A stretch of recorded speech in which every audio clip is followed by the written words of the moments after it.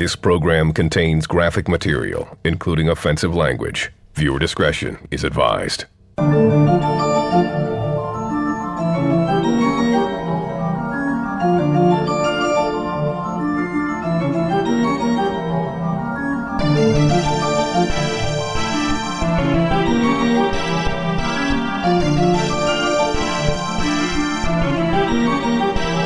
This is the mixtape with K, Diesel, and Zap. This is the mixtape. We got kicks in the back. This is the mixtape. Live at 8:05. This is the mixtape. Yeah, the mixtape. This is the mixtape with K, Diesel, and Zap. This is the mixtape. We got kicks in the back. This is the mixtape. Live at 8:05. This is the mixtape. Yeah, the mixtape. Yeah. I said yeah. Yeah, you did. Yeah.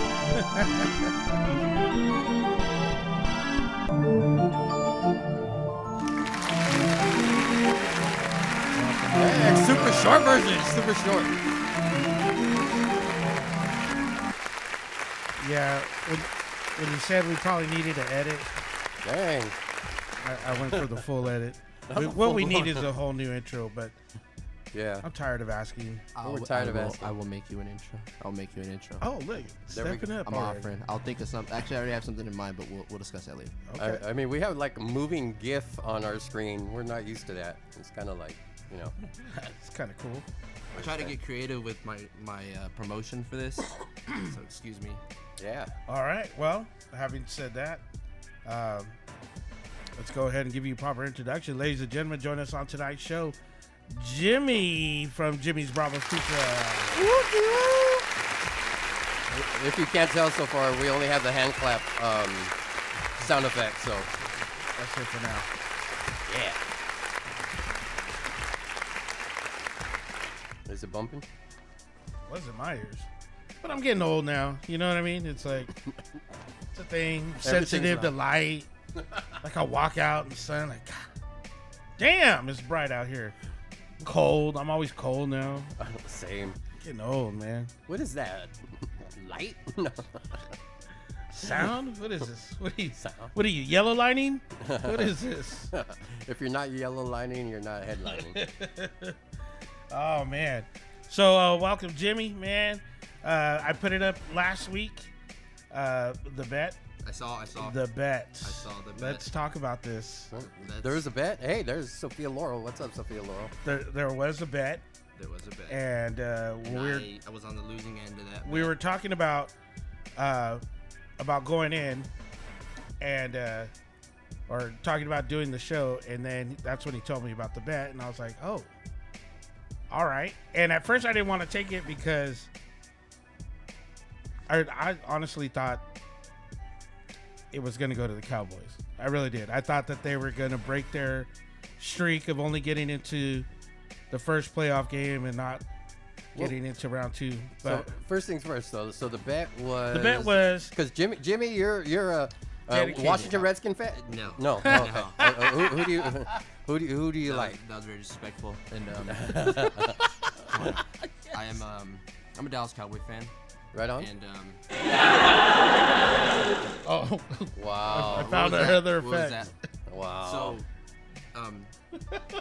yeah, I'm a Cowboy fan, and I'm one of those Cowboy fans. I'm not super obnoxious in your face about my Dallas Cowboys, but when we're good, you know, I'm gonna run my mouth a little.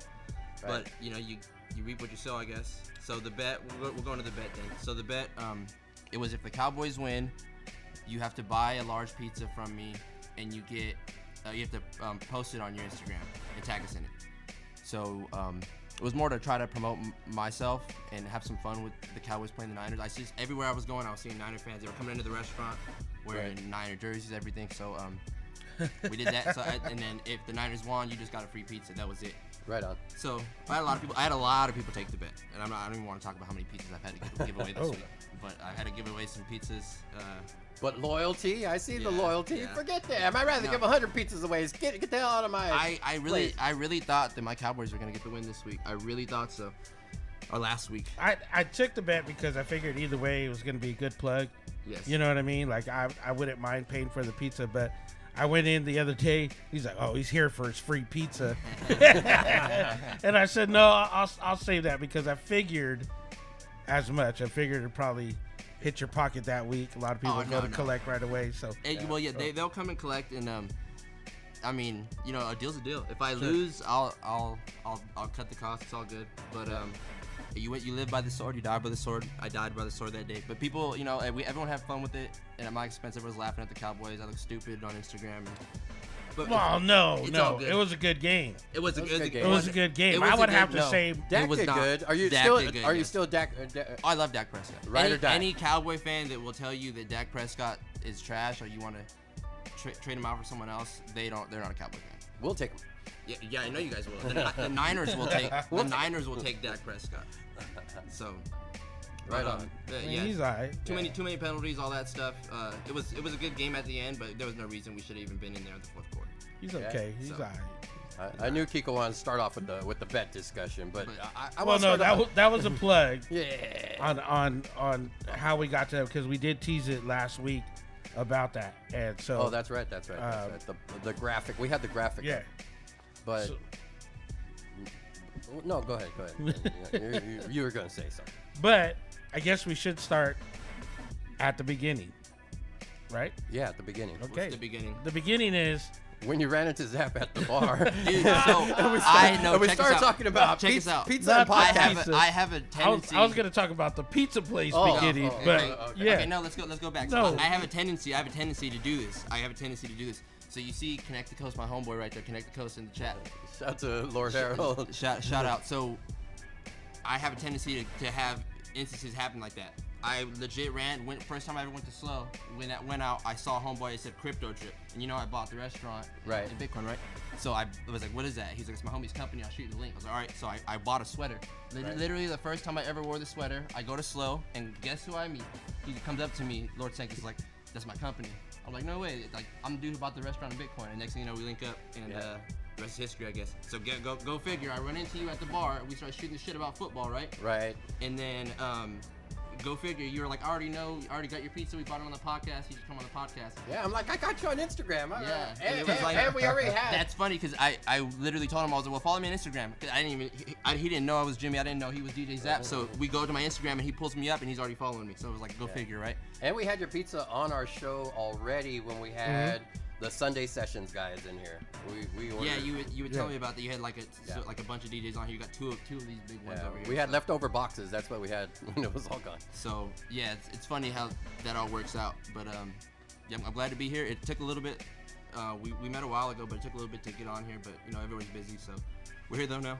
So Well, we're glad you're here, man. thank you for having me on. All right. Appreciate you guys. So, where is this pizza place located at? It's on Betaravia in the shopping center next to Ross. So on the right-hand side of Ross, if you know where the Papa John's used to be, where Panda Express is, it's right in that shopping center, tucked away down there. Right on. We deliver, we take out. We got all the sizes, wings, all that stuff. Check us out. Our stuff's good. You might see some people coming off to the side over here on Zap. Everybody's shy now, They're but buying, before. they're coming to grab some pizza. We got it right here. So You can kind of see the box on the screen right there. It's Right. that's a big box. we need to present it. So I'll bring it yeah, up. I could grab it for you really quick. You want me to? I'll grab it. All right. Just don't drop it. Just don't drop Yeah, it. please don't drop it. All right. So, how did you come to own this pizza company? So, Look at this monster that. first let's present this. There's already a lot missing. Go ahead and open the box. Don't drop it. Yeah. Yeah, that's like half gone already. Oh, dude. I'm cool off the pizza. Don't play trust me. around, player. I love my pizza, but too much pizza sometimes for me. I'm sure you have it all the time. Yeah. You probably in there trying to make different creations. Always trying to innovate, but like Zap's gone now. Everyone's snatching the pizza. But so we were talking about How you came to acquire this? How So- Jimmy's Bravo's Pizza came to be? So I would say when I was like 17 years old, I started working at Bravo Pizza in Lompoc, just as a delivery driver, and kind of just stuck around and worked there. I would go other jobs, but I'd always stay around and work there on weekends and everything, and just over time, just worked my way up to being a manager. There was an opportunity here when Papa John's closed down to open up a restaurant in Santa Maria. They already had like some equipment there and stuff like that. So the owner was saying that he was thinking about doing it. I told him, if you come out here, dude, I'll be your manager. I was already managing in Lompoc, so we decided to go into it. That was what, 2019 we did that. So we did that, and I was working there for a while. And after a while, you know, he had a lot on his plate, so he decided he wanted to sell it to me, and I figured I'd take over. Wow. The whole Bitcoin thing kind of just happened. So I'm sorry if I'm blurting now. No, it's funny. I'm very into Bitcoin, so I will totally be following along. So just want to let you know that. The first ever, if you guys are familiar, the first ever purchase of anything with Bitcoin was pizza. Back in like 2011, Right. This dude bought 2 large pieces for 10,000 Bitcoins. Right. 10,000 Bitcoins, which the value of that today is like worth billions. But so that was the first ever purchase. So me and the old owner of Lompoc, we used to always talk about crypto and stuff, and I had money in crypto at the time, and so did he. So it was his idea actually to, he wanted to sell me the restaurant in Bitcoin. Oh. So he thought it'd be like a good idea to, you know, almost pay homage to that and say that the future as crypto or the metaverse, all that stuff, that whole Web3. So we decided to do that, and full disclaimer, I did not have all the Bitcoin going into it, but I had Bitcoin. So, but people think I'm like some crypto guru. I am not. I am not the next. I don't even know whoever's made money off Bitcoin, But you had some. yeah, I've been into Bitcoin since I think about like 2016, 2017. The first time I bought Bitcoin was at like $600 a Bitcoin. Oh, And there I don't you go. think anyone even knew what Bitcoin was back then. But I was like one of those little nerdy kids in high school. Not that I was a nerd, but like I was always into that, like, you know, futuristic shit, trying to be on the cutting edge. So, Right. yeah, it just kind of happened that way. And sometimes stories just write themselves. That's awesome. It was one of those. Sometimes you still wish you had them Bitcoins. Sometimes. Sometimes. Not right now. It's tanking. It's tanking. It's up and down. It's too volatile sometimes, but yeah. That's right. I just bought some Jordan University Blues 2 weeks ago for Bitcoin. Just want to throw that out there. It's not a whole pizza place, but shout out to my daughter and the plug for the, well, not for Bitcoin. It was for Oh, Doge, man. but either way. All right. Crypto. Crypto. Yeah, we could say that. Yeah. Because I really don't get it. I'm still trying to hold on to cash. Cash is king. Cash is king. I don't want to get behind on my credit. I'm trying That's to awesome. hold on to cash. I didn't know that story, by the way. No, So, neither did I. You didn't know that you guys didn't know I bought it in Bitcoin? No, I might have read that somewhere, but you know, too Yeah. busy over here. Eating, I guess more eating the the delicious the pizza. younger crowd would pay attention to that, I guess. But yeah, that's how it went down. So That's pretty awesome, man. yeah, we're thank you, I appreciate that. But we're you know, trying to do something different, I guess. Doing your thing, and you got something coming up, right? I know you sent us some graphics. Yeah. Besides doing this badass graphic right here in Stop the it, middle. Stop it. It's not that great. You guys don't see It's it. cool. I It's like like it. 2 turntables. He's like, stop, but keep it coming. Stop, but blow it up really big. Watch Right. this. We've never had like a moving graphic, but we're gonna blow that up. Oh, The first moving graphic on the Mixtape podcast right here. Yep. well, we did have the scroll thing, but Yeah. It's not the same though. that's pretty dope. Yeah. Thank you. By the way, see that address right there? That's the one you go to and click subscribe on to keep the show going. All right. So there's my begging for subscribers. But let's bring up what you got going on here. And there's something you got going on here. A couple things, yeah. A couple things. You want to start here? Or you want to start with? We'll start with this. So, me and a good friend of mine, fellow Cowboy fan, Coach Ray. Shout out to Coach Ray. We're partnering to do Super Bowl squares. So if you buy one of his Super Bowl squares, you get 2 free large pizzas. Number one, that's the start. So $100, you buy a Super Bowl square, you get 2 free large pizzas from my pizza shop, Jimmy's Bravo Pizza. And then on top of that, you have a chance to win one of 4 $1,000 prizes for each quarter. So, you know, even if you lose, which, I mean, it's a Super Bowl square, you know, you're not always going to win. Even if Right. you lose, you get 2 pizzas out of it. And, I mean, your money's going to good cause. He runs youth football, or youth flag football throughout the spring and summer. And, you know, keeps kids off the street. I personally played football and played sports throughout all my youth. And I attribute it to my work ethic now. So if it's a good cause, and if you want to support, just hit me up or contact Coach Ray if you have Coach Ray on Instagram. But you can contact my restaurant or even DM me on Instagram at Jimmy's Bravo Pizza, and we could link you up with getting the Super Bowl square. Right on. When is the last day to get in on that? So Before the it's Super, filled up. Yeah. So we've already started selling some of those.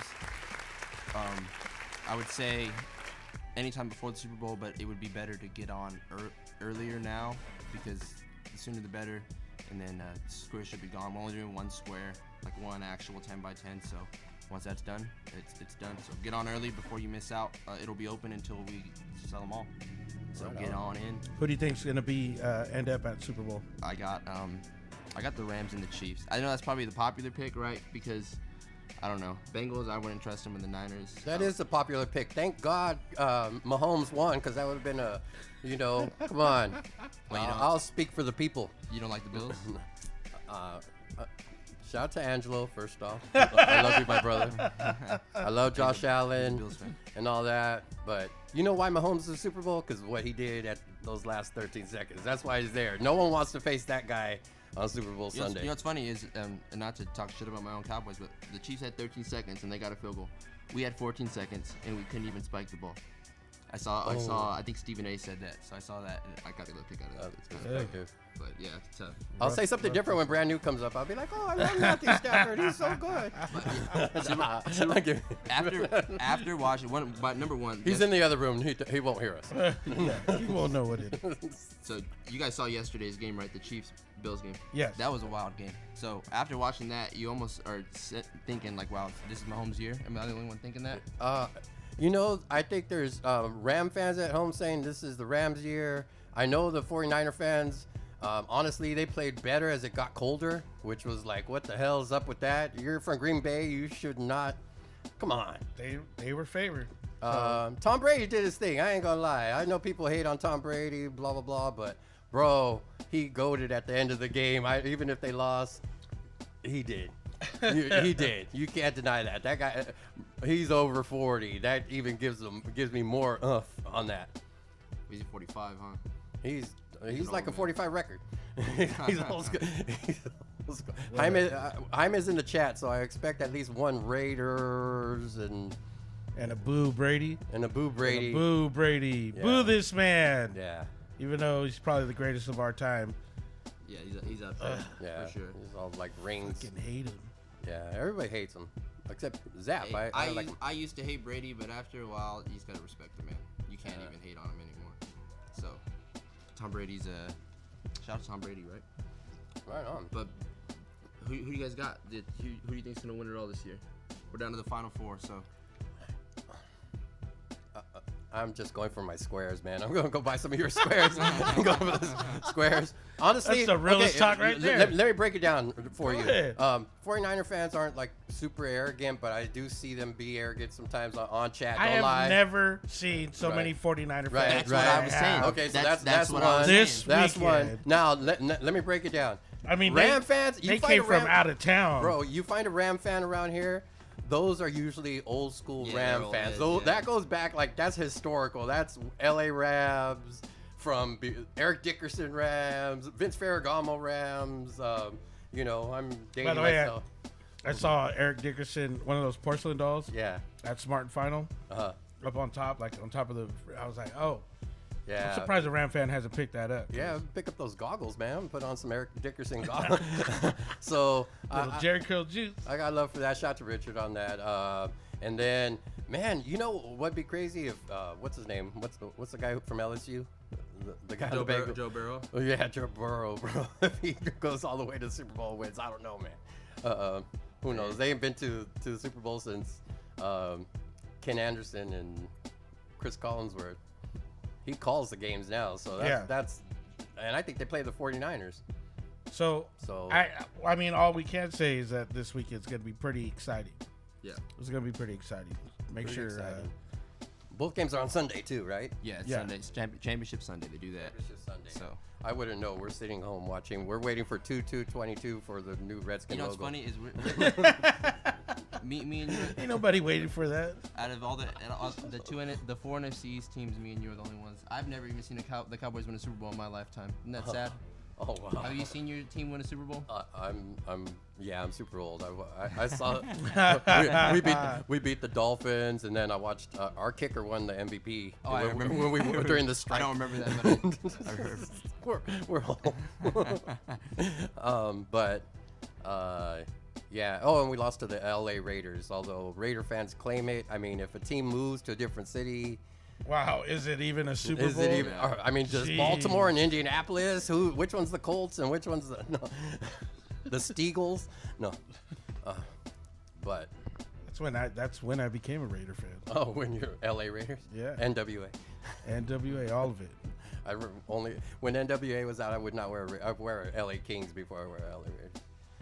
Yeah, you guys are dating me. Yeah, we're super old. Yeah, Don't worry about us. Going like right. don't worry about it. It's just we're eating pizza and So I want to talk about this. Getting back to Connect the Coast, you did an event there at your spot, right? Yes, we did. Let's talk about that because I know that happened. We had them on our show, and then I believe that event happened like I want to say a few weeks right after. Right, a few weeks after. We had them on our show. So it was so Lord Sanctus he hit me and said he had like a plug about these guys who sell NFTs because I was telling you about the pizzas, the first ever pizza purchase. So NFTs, and I don't know, I'm probably going a lot over your head with all this Bitcoin No, and crypto because talk. he was on our show talking about The crypto, the yeah. same And I thing and follow it along. how he wanted to do it, and so we've been following him on how So- he launched. You know, Yeah, so these NFTs, a lot of the NFTs that are sold, they're sold as they have utility to them. So Right. when you buy an NFT, like it's one like a collectible item, and two, it can have utility in that it can get you like you see the Bored Apes. They put you in like a yacht club where you can go attend private parties of people. Who Right. It has a use behind it. It right? has a use behind it. So these people, Rare Pizzas, they were selling 10,000 pizza themed NFTs, and they were all uniquely designed with the intention of all the money they were getting. They were gonna pay pizza restaurants to throw pizza parties.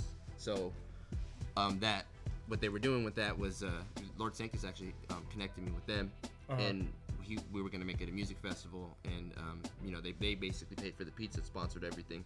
I just had to tag my Instagram and throw some stickers on stuff. Yeah. But that's how we did it, and he brought all the music, he brought all the goodness. I just provided the pizza and just posted up right there. So that's pretty awesome. It was fun. Right Yeah, on. we did it, and then it all streamed on the Metaverse part of the Metaverse Music Festival. It's like the first ever Metaverse Music Festival. So we did all that. It was good though. We had a good turnout. See these right here? I think I made like 8 or 10 of those big ass pizzas. Yeah. What's the size on those pizzas again? I know you told us. 25 by 18 inches. So there's a lot of pieces. So we made a bunch of those, have breadsticks, all that good stuff. So it was fun though. We had a lot of people show out, and and they're also, to plug them right here, they're performing again actually on Wednesday. The Connect the Coast. They will be on Wednesday in San Luis Obispo. Oh, dope. So they're performing live. Right on. Y'all want to come? You got to be over 21. You have to be over 21. Yes, you have to come and support. That will be my birthday. Oh, That is my birthday, and I'm going to. how be he there. threw that in real quick. Oh, so it's your birthday party at Frog and Pete with Connect the Coast, the DJ Zap and KD, so I'm brand new. So, but if you come, And the entertainment boy. there's no cover charge, but if you do show up, the bouncer said you have to buy me a drink because it's my birthday. So I will not pay for any drinks on Wednesday. Nope, no problem. So, but yeah, We might roll through. See me and Kiko. so Roll yeah, up. that'll be on Wednesday. You see And me also, in the club. Also, do you know that Wednesday is actually the 2-year anniversary of Kobe Bryant? Oh, yeah. That I do know. So, Damn, yeah, it's one. It 2 goes like years fast time. already. Yeah, that's what I'm saying. So, crazy. yeah, so Kobe. Shout out to Kobe too. That's my. I grew up on Kobe. So yeah. Right on. Your guy. Well, we're over here eating pizza. I'm going to do my one bite pizza review, which I did earlier, which Kiko was like, I don't know what the hell you're talking about, but for those of you that watch Dave Who Portnoy, eats pizza with one bite? It's oh, Stupid. That's the stupidest thing I've ever heard. he doesn't get 9.9. 9.9. 9.9. Why not a 10? Yeah, 9.9. Oh, this guy. Oh yeah, he's giving you the side eye. 9.9. Actually, no, it's really good pizza. Make sure you pick yourself up start heading over there. Yeah, I have had 0 complaints. I've tried a couple. Yeah. I still haven't got my free one yet, but I'm going to just I got to bring up picking and choosing the my challenge. The challenge. There's a challenge, right? Tell us a little bit about this one here. I'll pull it up. Okay, pull it up. Yeah. Let's see here. Oh wait, I already pulled. Oh, that thing. Well, That one. That's the one. all right. Tell us about this. So, this is something I've been concocting in my brain for a while. Pizza topping, March Madness. It's March Madness. Go Heels. Go Tar Heels. using social media. We're creating a voting pool for anyone who wants to join in on this. We're gonna be voting on whatever your favorite pizza topping is. We got 32 different ones, and we're just doing a bracket to determine the best pizza topping. If you join in on our voting pool, just by joining in, you have a chance to win free pizza for the rest of the 2022 calendar year. And that's 2 free large pizzas per month. I put an asterisk there just so you know that's not, you just can't just come in and get pizza every day. I mean, I trust me, you would want to do that. Now, I eat pizza a few times a week, but it's 2 free large pizzas per month the rest of the year. We'll deliver it to you even if you want to. But and also three second place prizes of $20 gift cards too. So go ahead. there's some rather eclectic choices. I don't know what the word is. I would say there's about 27 deserved Agreed. toppings, and then there's a few you threw in that are kind of like, oh. So egg, Hey, like hard boiled or That's scrambled? No, DJ Jaime's favorite huevos. They literally crack an egg and throw it on top of the pizza and then cook it like that. I don't do that. You will never see me throw an egg on a fucking pizza. That'll never happen. Crack an egg, or like just let it bake. Dude, yeah, there's a like place that? in Lompoc that does that, and I'm like, what are you guys doing? It's disrespectful. But people really put egg on their pizza, and it's just like, it just cooks on top of the pizza, on top of the cheese and the dough. Like, I don't understand. I'm so curious now. Yeah, I don't want to order that. But, I don't either. And then I see cucumber. Does that go on after the pizza's cooked, or I wouldn't know. cooking the cucumber? I don't put cucumber on my pizza. I But see corn. Corn's on this. So a lot of these toppings I don't even have. Like the ones you would be like, why the hell would you put that not sell that? Because it wouldn't sell. But it's on there just for shits and giggles. Because like I gotta fill out the whole 32. What's Right. your And favorite carrots? topping? What's your favorite? I worked out carrots. carrots. It's on there. That's what I said. About 27 of these. Yeah. I've seen before on pizza, but And just to have like the funny part of like your first time match, like all right, let's start this fucking bracket. What do we got? It's pepperoni versus egg. He's like, what the fuck is that? You know what I mean? Like it's kind of funny. So That's like number 16 versus number 1. it's number 1, number 32. You gotta, you know. Oh, what I mean? that's right. That's right. Yeah. So yeah, it's all just to have fun with it. But the toppings, I have seen these on pizza before. Trust me, I don't do it myself, but these toppings, they've all been on pizza at some point. I seen one that it had gold on it. It was like the gold. Oh, I saw that. Snowflake. It was like a $10,000 pizza or something. Yeah. Dude, I don't know these people. They're out of control. Like an Impala. Like an Impala. It's just No, it had gold all over. you know, like people putting truffle or whatever. It's like, get out of here with that. So, but I did my bracket and I came out with sausage. That was my go-to. Sausage and jalapenos. I was struggling. Those are my championship, and I picked sausage. Based on like the pizza you sell, what's like the most popular topping people? It's pepperoni. It's always pepperoni. It's pepperoni, but you know, it depends. I mean, a lot of people like pineapple. As much as you hear people say they hate pineapple on pizza, most people actually like it. Right now in the chat, pineapple yes or pineapple no? Pineapple yes or pineapple no? Pineapple for me is a yes. That's a definite yes. A definite yes. And I feel like I'm an authority on pizzas, so.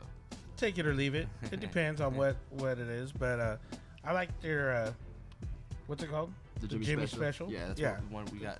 Is that the one with the pineapple and the jalapeno? Yeah. that's that one. Jalapeno, pineapple, and bacon, right? Yes, sir. Yeah, Alright, that's the one I got last time, and that's a real good choice. Yeah. It's spicy, but then it's also got the sweet from the pineapple. It's kind of and spicy. then It's kind of bacon. sweet. You can't go wrong with that. I don't know what that Yes, accent is. pineapple. No pineapple. Let us know. Pineapple C or pineapple Get back no? to us. Right. So, Hey, really quick, we gotta give a shout out to our Michelada sponsor, K Diesel.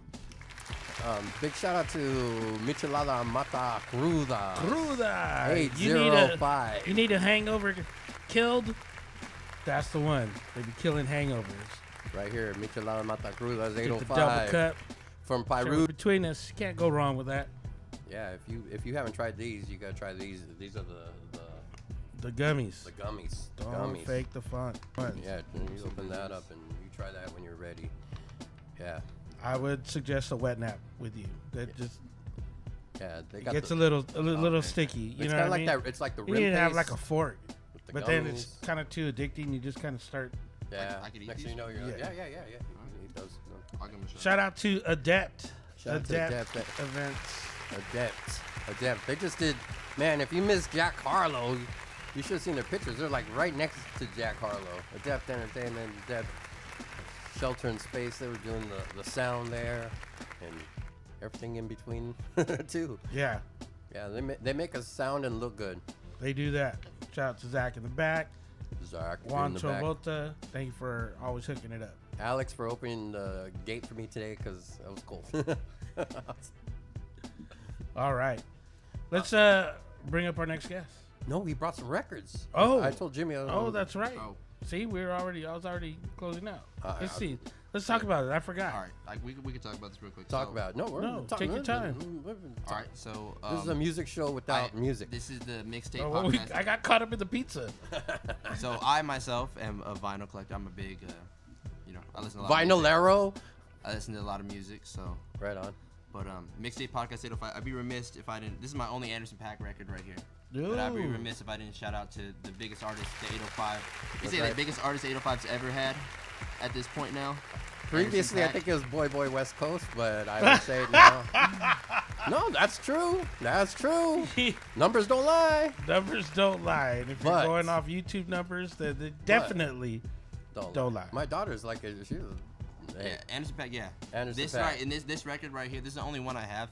It probably isn't even my favorite Paak album, but the song, the second track, "Make It Better," has Smokey Robinson. That's a good song. That's that's Yeah. my favorite Paak song actually. So that's a good song. So That's the Ventura album, huh? yeah, Ventura right here. Yeah. So, still kicking myself for not going to his first ever show. Yeah. What- Now you what's- gotta go. what To, you now got you gotta pumped? go to Vegas, bro, Right. to see him. Him and Bruno Mars. Kicked off his first tour at Ventura Yep. Theater, and I had opportunity to go, and I just procrastinated. By the time I said, yeah, let's pull the trigger, let's get the tickets, Couldn't. sold out. Yeah, he was. Was like, man, this is just blowing up. But definitely, that's dope. yeah, so Man, What that's else you got? That's one of my favorite ones. This one right here, actually, I feel like Nardware right now, but this is a gift for you guys because I had bought one of these records. I had Gifts? bought one of these records and I had it, and then I got it gifted by someone who knew I loved this record, and I was like, I already got this one, and they were like, oh, well, you can have this one too. I was like, all right, cool. So I was like, what the hell am I gonna do with two records? But Good Kid, Mad City, right Oh, here. Nice. This is, Nice band, this by is- the way. This is actually not even my favorite Kendrick album, but this is one of my favorite hip hop albums ever. So I love this record right here. I actually got a prop bet I'm placing on the Super Bowl. I have a theory. This the bonus track on here, Now or Never. I think this will be the last song played at the Super Bowl halftime show. And if I'm wrong, that's fine. I'll lose a few $100, but I'm going big on this thing. Wow. It's got Mary J. Blige and Kendrick on it, and they're both performing. And it's Kendrick's only out of all of his studio albums, his only clean record. Can you believe that? His only clean record out of all of his studio albums. Oh, I see. Logic, huh? So, And one the song is actually a beautiful metaphor for how far hip hop's come to be on the stage of the Super Bowl at halftime. Who would have thought in the 90s that hip hop would have made it this far?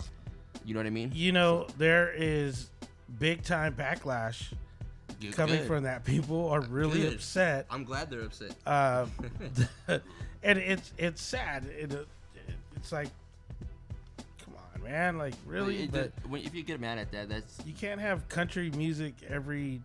yeah. year. I watched the Who one year. I was a little disappointed in the Who. Sorry, Who fans out there. but- What was your favorite Super Bowl halftime show? 'Cause you've been I'm around for a old. lot of- I know people are gonna say Prince, but Yeah. mine was the Michael Jackson intro from the top of the. Remember, he was like, Michael Jackson over there, Michael Jackson over there. God damn, Michael Jackson everywhere. yeah. That I was do dope. remember that. That intro was dope. I mean, but you know, I won't say Prince because it was not my favorite He personally. performed Purple Rain in I- the Purple Rain. I know, How can you yes, choose I know. any other? And I'm a Prince fan. Michael Jackson, man. Man. Like, The Prince Michael Jackson debate will forever continue. he was standing Michael Jackson came out of the stage to the smoke and stood there and been like, look at me, I'm Michael Jackson with the But- shades, and everyone was like, God dang, that's Michael Jackson. I'm Right gonna be there." real with you. My favorite one, Janet. Oh, Yeah. Janet and Justin. Was it Justin Timberlake? I don't know who was with next to her. It was just Janet. Janet. Yeah. Love you, girl. Woo! Well, speaking of Hit me up if you're Yeah, man, watching. Prince. One more record. I know more. there's one. Last one. Prince is my favorite artist ever. So I'd be remiss if I brought some records and didn't even discuss my favorite artist. So I brought this one right here. Yeah. Shout out. You just told me that you had Here's a- my Norway. You had a whole Goddamn. episode about this, right? Yeah. You had a whole episode about this one song. We did. We did. We did. We talked. That's will be available on our archive for the Even subscribers. had a shirt made up with the lyrics. Yeah, that's right. Yeah. Try to run for my destruction. You know I didn't even care. And Yeah. just how deep the song was that I don't think a lot of people really took because the music itself was, It's dance. it's It's a great. That's my favorite song of all time. 1999. This is my favorite song. That So- album right there. But this album, the whole album, top to bottom, is a masterpiece. And if this is I feel like if anyone wants to get into Prince, doesn't listen to too much Prince, doesn't know much about Prince, they've heard Kiss and Purple Rain, just a few. This right here is the perfect entry point. Yeah, And, start there. Look at the logo. Everything on that album is amazing. man, it's- The logo's pretty. Look at that. I actually just got this record for Christmas. Actually, it's a Christmas gift. Nice. And yeah, I got the other one, the Black Album. It's like now. a rare release. How old were you when this came out? I was 1 year old. 1 year. And that's your favorite artist. Prince is my favorite artist. That's pretty dope. Yeah, shout out. Hey, I grew up on hip hop and oldies. That's my dad's a Okay. hip hop head. My mom listens to just straight I sang at my dad's 30th birthday party. I was 8 years old. I sang Rock Steady karaoke, and I went Nice. off. I went off. So Nice. There you go. that's Let's my cue it up right now. No, okay. No, that's pretty dope, man. so And that's a real one of our last. I don't want to say it like that. Yeah. He's a good artist. Like, you know what I mean? He has so much.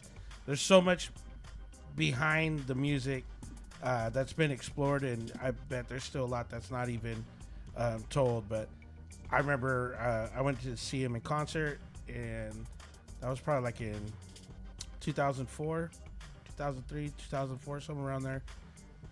Just awesome show. And even then, he wasn't even playing like some of his songs because he didn't own him. it was because of his beliefs and the way he was trying to take. So like, Oh, yeah. he ignored Erotic City. That was just Kiko was in the back yelling, "Erotic City! nah. You know what he did? Erotic City!" He didn't need it. No, To he be didn't, honest, right? he didn't need it. Like his performance was just awesome. You're just kind of like, man, that little dude is tearing it up. It's He is crazy. tearing it up. He was a little man, but Yeah. that's my favorite right there, Prince. So yeah, just wanna get more people to listen to good music because We should make that the new rule, Kick. Anyone who comes on the show, you gotta bring records to share. that's I think that's a talk good to us idea. about. Or a Soon. mixtape. Or mixtape. Or a mixtape. Mixtape. And that's boom. We are the Mixtape Podcast. Yeah. We're here talking about music. We like that. That's dope stuff, man. Yeah. We appreciate you sharing because that's our folks out there, that's what they like to hear about. As much as they like to hear me and Kiko talk about pizza and micheladas. They really love hearing about the music and what inspires I don't people think and anyone's stuff. approached me about, hey man, talk to me a bit more about micheladas. Can you say micheladas? Mata cruda. Yeah, shout out to AJ, by the way. I do get hit up when I wear the shirt though. Yeah. Yeah, they it's hooked it badass. up with the shirt. Yeah, I wore that shirt the other day. People were like, "That's a nice shirt." I said, "Thank you. You can't have it." Yeah. Hey man, where'd you get that shirt? Yeah, I can't tell you. None yet. All right. All right, Let's keep it moving. Yeah, let's keep it moving. We're gonna flip it over to side B and have our next guest join us, brand new. Big shout outs, Jimmy. Before we leave, tell us where can they find you on social media? Where's the plug? Where tell them again where the pizza's at and how to get with you. So on social media at Jimmy's Bravo Pizza, that's where you can find me. Instagram, Facebook. We're even on TikTok, so we're everywhere. We're in Santa And Maria. he's like there all the time. Like, every time Yeah. I've gone by, I'm always there, man. I'm there. Puts in We're work. open 7 days a week, and I'm there 7 days a week. So you can find me Right on. there. I took time off to come do this, and so What are they called? They're not called twists. What they're called? There's a word. I seen it in your Instagram. batons. Batons. That's actually the French word for stick. baton. The person who started Bravo Pizza was French, so little fun fact there. But yeah, 230 East Betaravia Road. That's the shopping center next to Ross. We deliver. You don't even got to come to us. We'll come to you. And my pizza's good, Fire. and it's not even that expensive compared to like the other pizza places you usually go to. I guarantee you, we're either the same price or cheaper. I guarantee that. Yeah, and good we're stuff. locally owned. We do fundraisers. We do a lot of cool stuff. So come Support check us the out. if you man that's haven't. supporting us right here, guys. Everybody. You and you. All right. Shout out to Jimmy's Bravo Pizza. Blow up the gift again, the movie gift. Oh yeah. Listen. Oh wait. Sorry. No. Yeah, that one. I try to get creative with my graphic work for this. I just have fun with it. So I thought it'd be cool. My record's actually a vinyl, or my logo's a vinyl record. So I really am into this music thing. I like it. So Yeah, we like that. so yeah. The labels that turn the tables and turn the labels and whatever that saying is. All right. All right, let's flip the tape Thank you, over. guys. Thank you, Stay with us. We got DJ Bran new coming up.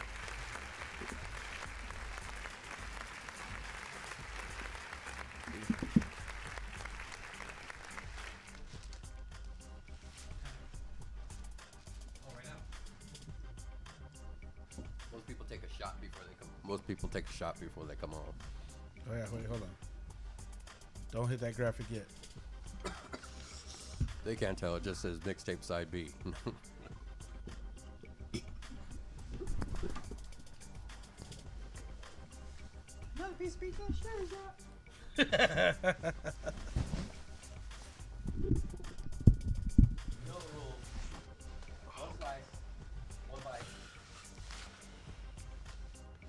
Are you levitated? More? Like on a like. Chairs. Oh, I was gonna say, man. I know I'm taller than you. Like, whoa, this is how you sun your guests out here. They're like, yo, brand new is mad short. He looks taller behind the booth. Wow. Rancho. Let's talk about this. All right, Zep. All Hit right. that graphic. Boom, boom, boom. Ladies and gentlemen, DJ Brand New. Dang, there's reggae horns up in this. So DJ. he was just saying, he was just commenting on the chair that I'm on, and no, it's not. I'm not trying to. We used to have those tall chairs that you were just sitting on right now, Mm-hmm. and We let you sit there before the show starts so you feel tall, that seat is about that big. My ass is way bigger than that seat, bro. I ain't sitting on that for. I feel it, man, but I was just kind of, you're towering over me right now, and usually like we're kind of eye level, and it's like, I mean, me and Zap are pretty good right here. So I stay low. there you go, man. We gotta be like cohesive. I try here. to stay lower than everybody else because that's my last name. Laurel. Ooh, that's a bar. Bars. Bars. All right. So Bars. now my knees are touching my chest, but okay. I'll sing to your level. All right. DJ Brand New in the building. What's good, up, man? Finally got you here. Yeah, man, I appreciate it. I remember running into you. Well, is it really running into you at Rancho, or is it just being at Rancho? Came to my job. Yeah, That's exactly. my job. Everyone's like, wait, I ran into Kiko at Rancho. So did everybody. Like if Kiko's not there, then like something's missing. Like people walk in and it's like, okay, where's my man at? You know, here's the problem with that. I go other places, and I get a, "What are you doing here?" Like, man, I can't be anywhere else but Rancho. Like, As long as you wear your jacket, I think you're fine. Just stay representing, and that's we're a team, man. Like honestly, I play once a month at Rancho, but like I honestly don't go to any other bars. So that's just kind of my, what I like to do as far as showing the higher ups. I'll just say that I am about Rancho and only Rancho. I mean, all the other bars, they do their thing, but I can't even tell you the last time I've been into another bar as far as Santa Maria area goes, you know. But yeah, you still DJing slow? I want to say the last time I played, I'm supposed to be there. You know, where I was playing was the Buffalo Pub. I was there probably every week, and then the pandemic hit. And I told you earlier off the air that we were all gonna die, so I gave that gig up pretty quick. So, but after that, you know, a lot of people kind of dispersed. A lot of the head bartenders and managers, they ended up, you know, finding other avenues. So Yeah.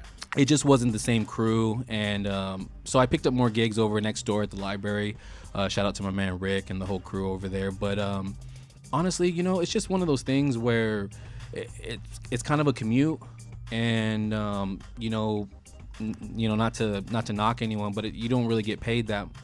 You know, Rancho's cool because you know you get the door, and you know it's always worth it to play there. You know, You get to see Kiko exactly, man. And I mean honestly, and Jimmy. And it's like, you know, the college crowd is cool, but you know, they could be a little rowdy. I feel like Rancho's a good mix of people where you get the young ones mixed up with the new. So it's a nice blend of people, and I just find you get more out of it at Rancho. So, but yeah, I know it's been, I want to say probably 3 months since I played back at the library.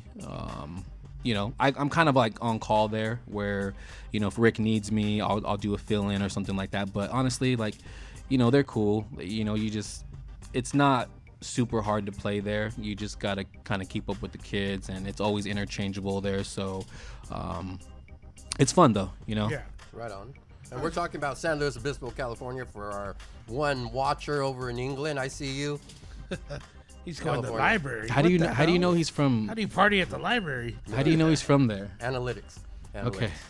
so, yeah, we're talking Central Coast of California. He's probably from Central Coast, but either way, just making sure. And for our one guy from Japan that used to watch us on Twitch, Konoshiwa.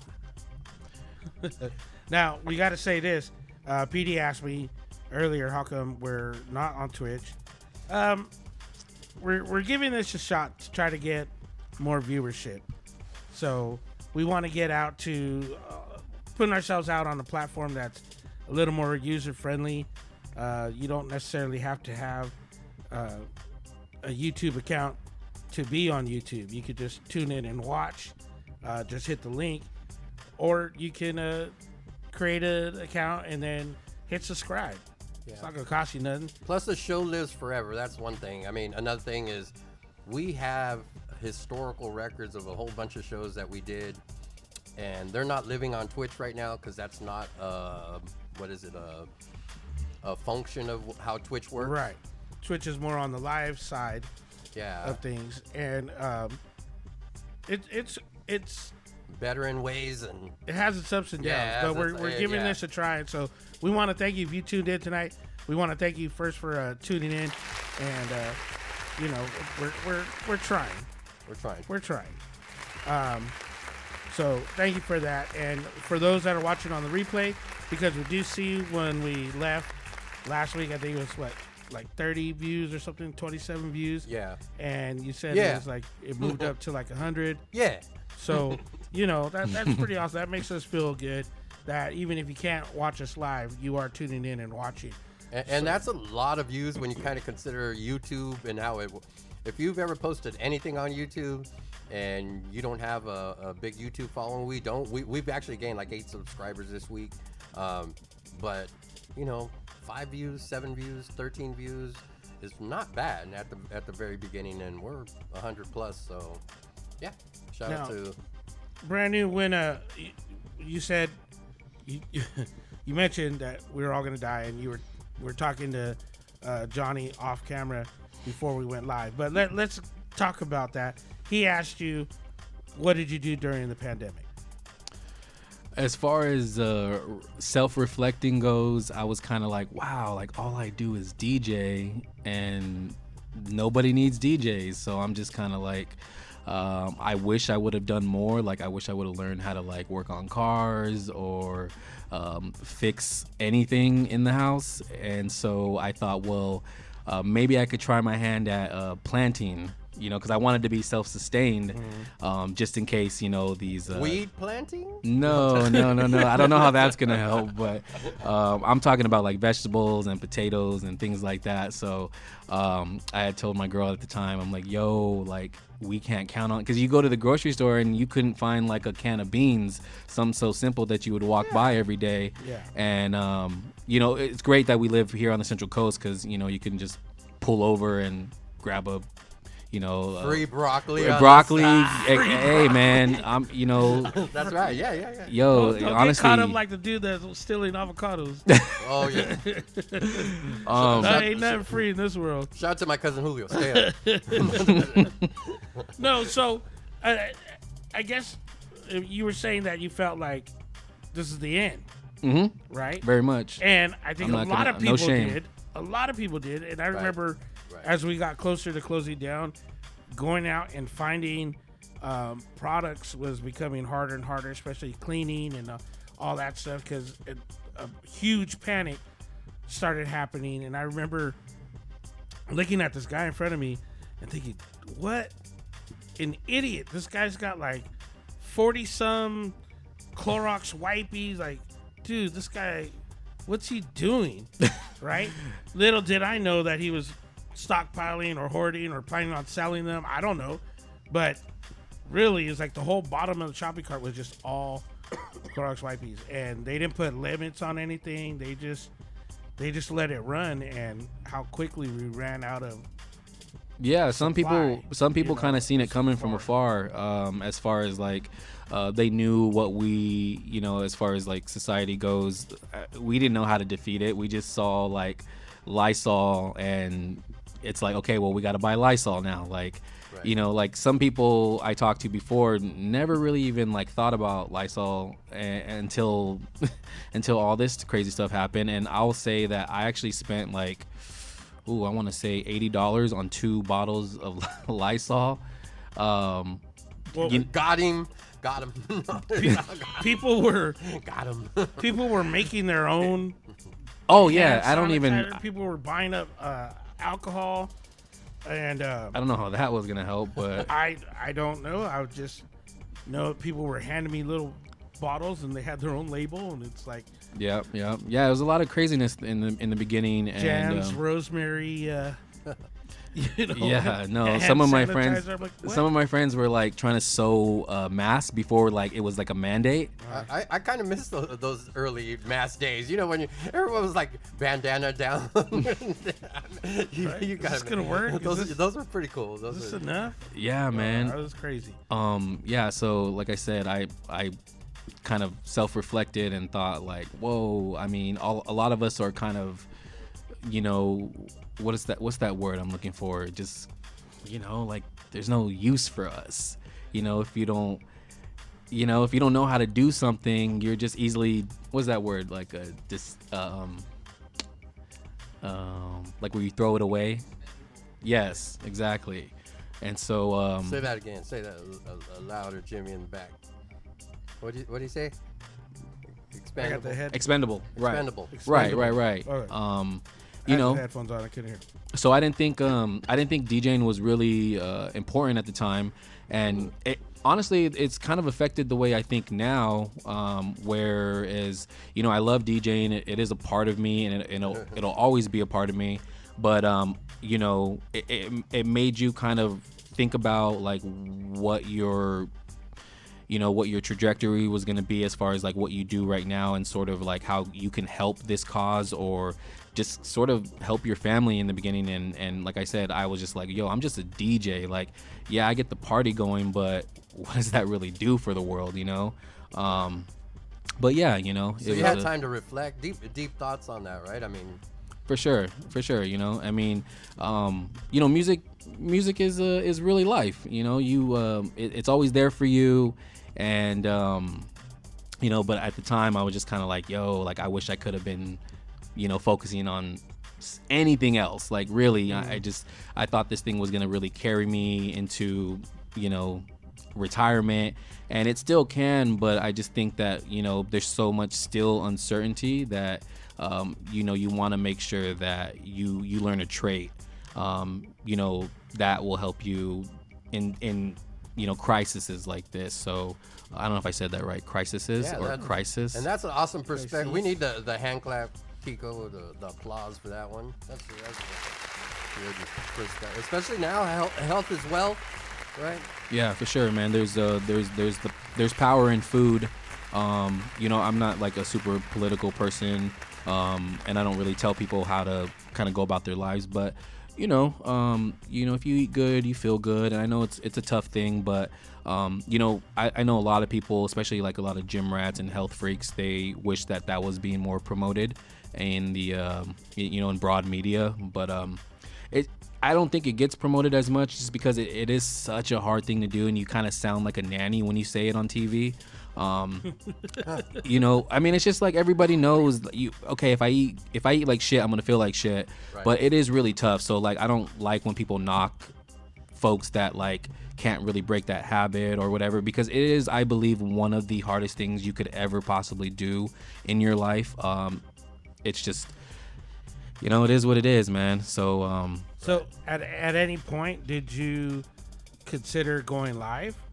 Or were you just totally? Oh no, not at all. No. I'm like, you're like, F those guys. No, yeah, exactly. You know, I've heard it before. You know, I talked to my boy Slick, and we talked about that. And he was like, he came to my house one day, and we were chopping it up about everything. And he was like, yeah, if you you know, if you're not on live, or if you're not on Twitch, like, you know, you can tell the DJs that weren't really into it. And I was like, you know, I didn't look at it like that. I was more like, there's people are like going through stuff, you know, like it doesn't seem as important, but honestly, like, if you can, you know, if you are going through it and getting by, like, you know, like nothing in your life is really, you know, hasn't paused, then you could, you know, you can go about your business the way you want to. But I mean, speaking from my own experience, it was like something that was, oh wow, like somebody's telling me like I don't have full control of my life. And I think that was something that I had to like really come to terms with, and DJing was the furthest thing in my mind. But now, hey, you know, it's starting to look okay, and you know, we're back, and you know, 2022, it's a really busy month as far as like what I do, because I do a lot of weddings here on the Central Coast, and it's nice to see things open back up and kind of feel like a little normal. I mean, things kind of feel normal, but we still got this sort of nagging, you know, issue going on. The weird, as we call it, right? Yeah, I mean, almost it's now like it's like the norm now, you know. It's not even really weird anymore. New normal. Right. So, but yeah, no, I didn't go live. I wanted to, but I just didn't feel like people wanted to hear it. You know what I mean? Like I didn't. Yeah. I don't know. Like that's just the way I seen it. No, I was just like, I agree, because people asked me how come I wasn't going live. And I felt stupid DJing to the wall, or DJing to, you know, looking out the window or something. Like, it just didn't appeal to me. Yeah. And I'm not, you know, Zap teases me because of my social media skills. I can't. Like, I can't. I know that there's people that just go on YouTube and spend hours. And there are times when I get crazy caught up in it, and I will spend a lot more time than I want to, and then I'm mad at myself, like, oh my God, I just spent an hour on IG. The rabbit hole. Am I doing? Right? This is watching the stupidest videos on earth. But you know, people need their release, right? And I just didn't feel like I could contribute to that, and it wasn't until I went to Zap's house and I had seen him going live. I knew that he had that. But that's because I was used to DJing to empty places all the time anyway.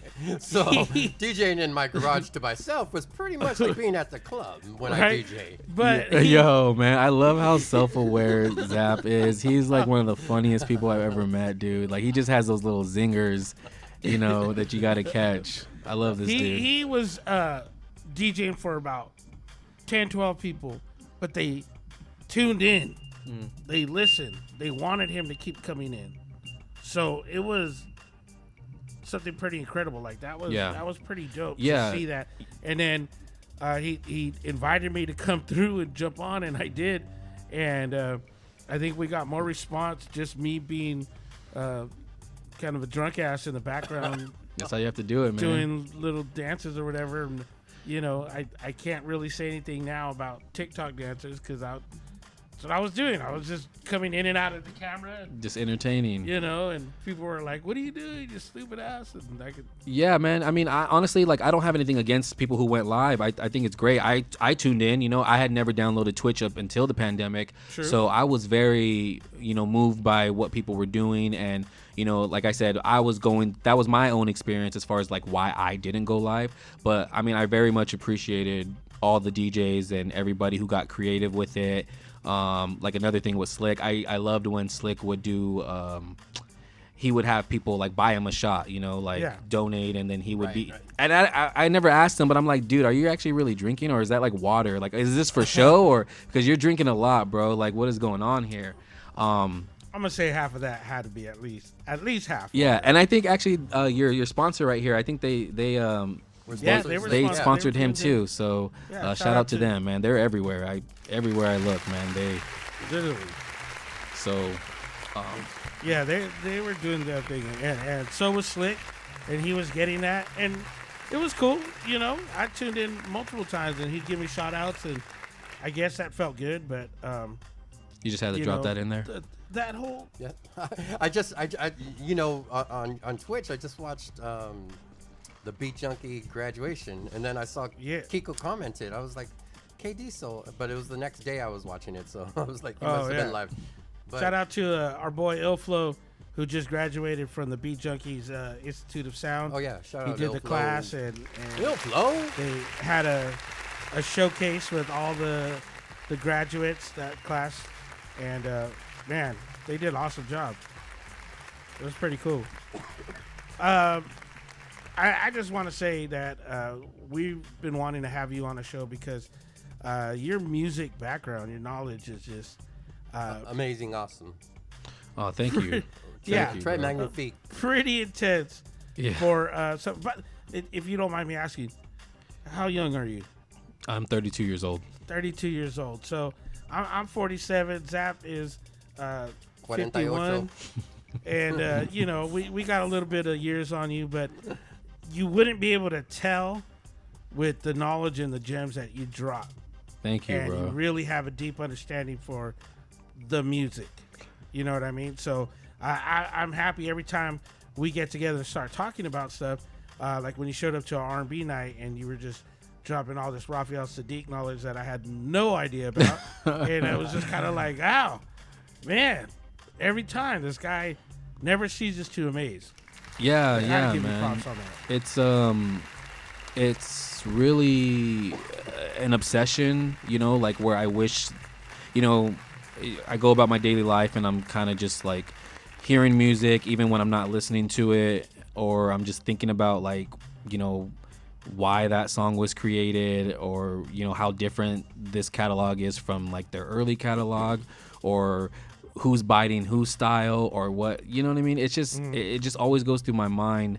And like I said earlier, music is life. And I always say that I'm a fan first of music before I actually DJ, and that's how I like to play for my audience, is where I'm not dumbing down my crowds. I don't try to play at you or tell you like this is what's supposed to be like the routine. I just sort of feel out the crowd, and I make myself almost vulnerable to them, where like I'm here to rock whatever you guys like, and if it makes sense that we could do it. So because at the end of the day, you're playing for your crowd, and you want to make sure that they have a good time, and they take away from that night, like it's something that they'll always remember, like, oh yo, he played that like obscure song, even if it was just for like the verse or the hook.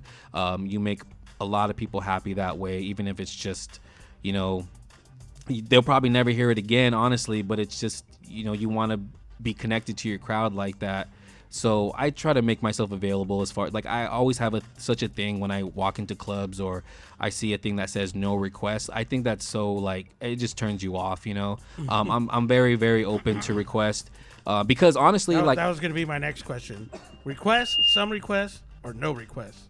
I would say some. Because there's some people who like to push it. you know, like if you play one thing and then they kind of feel entitled, you'll run into those people a lot. But you know, it's just I've had my episodes where some nights you know, some guys can be a little pushy, especially when you're dealing with like a college crowd. You know, they come up to you. Of course, you guys all know this. They, you know, with their phones, and it's like, Play this. you know, hey, this will work right here. I promise you. And I'm like, dude, I know you just walked in with like one of your friends and you didn't say hi to anybody, so how do you know this is gonna work, dude? Like, Or you're like, I already played that half an hour ago. oh 15, yeah, 20 minutes ago. oh yeah, that's Can you play it again? That's a whole nother thing. This It's is like, Stacy's favorite song, and she's leaving in 5 minutes. oh man, I mean, it's just, you know, like I said, you'll have some cool people, and then you know, you'll get those guys that are very pushy, that they kind of, and you know, I'm not here to have a pissing match with them. I know they're just, you know, But let's piss. No. you know, they're shoot your stream. they're trying to have a good time, and you know, I just try to kind of walk that line where it's like I'm not like a slave to you, but I will fuck with you, you know, like I'll actually, like, you know, especially too, like if they play or if they request something that I don't know anything about, then it goes into like my archives, and I'm like, okay, like this is cool, like I never heard this before. I'm gonna just throw this in this like little obscure playlist or whatever, and then, you know, sometimes you're a fan of that stuff, and then you go down like a rabbit hole of like, you know, other stuff that's like related to it, and you just kind of, like I said, it's a whole nother world. But it's just, it all comes with the territory with DJing, you know. I admit there are times that I find new music because of that. Oh yeah, I try all to, the time. I try to get into requests, but you know, if we don't have it, we don't have it. I'm gonna be honest with you, like I don't have that, and then I get that look like, you don't have it, like I always no, wanted. I don't have your shitty ass song. Get out of my face. I wanted to ask you guys, you know, because you guys both, you know, play, you guys do your thing, and you guys been doing it for a long time. Did you ever go into a party and somebody asked you for a request and you kind of were like, oh, I don't know if that's going to work, but then you play it and then it actually does work, but it was kind of simple at the same time? Like, you know, I'll go first. I'll tell you mine. Somebody, I mean, this happens a lot, but like one time I remember they asked me to play James Brown, The Payback. Okay, so like at first I'm like, yeah, sure, I'll play it, you know, like whatever. Like I dig that song, and if like there's one person in the crowd that likes it, I'll play it. But I didn't expect what happened after, where I played it and the entire, because it was a private event for a family, and the whole party just like went off to The Payback, and I'm like, yo, that's a song that like, I mean, that's a song that you play when you're about to like, I don't even know like what scenario you'd be in, but I look at it like I project myself into that song, and it's talking about like this dude that like took his girl and he's gonna like kill him. So I'm like, how is this even like morbidly close to a party song? But it had the entire place rocking. So I always wanted to ask both of you guys, like, that beat is fire, so That beat is you know, oh you're man, hearing the horns. oh and that the dude, big payback. You're just Yo. like, hey, James Brown, hey, yo, it gets you hyped for sure. It makes you want to run through a brick wall. The For Mixtape sure. Podcast. Hey. So I mean, do you guys have tracks that like stick out to you where it's like you didn't think it was gonna work, but it ended up making the entire place go crazy? Gin and juice. No. Wow. So okay. Gin and juice. He's bringing this. Some Hendrix. We did a party and they asked for Jimmy Choo's, and I said no, we can't play Gin and Juice. Like it was somebody's prom or Lompoc prom. Lompoc prom. And they met Fetty Wap. And Yo, hold up. I totally heard wrong because we had just got told right before we went on, no Snoop Dogg, no gangster music.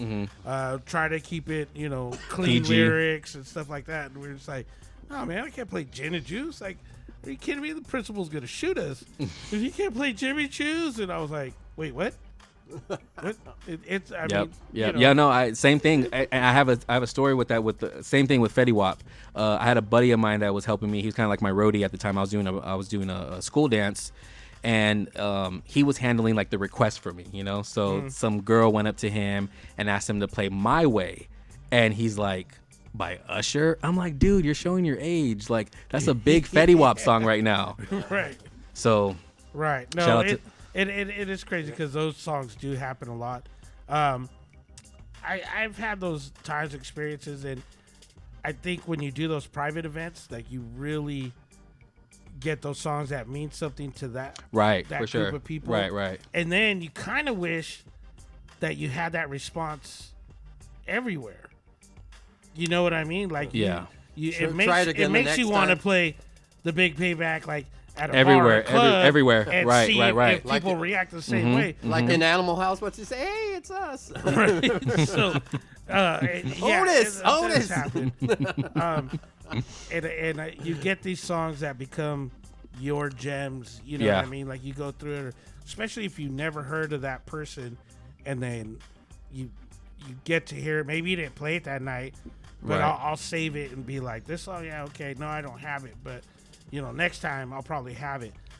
Sometimes that doesn't work. I remember this guy. He was coming up, and me and Echo were DJing at Rancho, and he was getting into his requests, and I started playing some of his requests, and he kept coming up to me. Kept coming up to me. Hey, can you play this? Wait, hold on. So- I think I know who it is.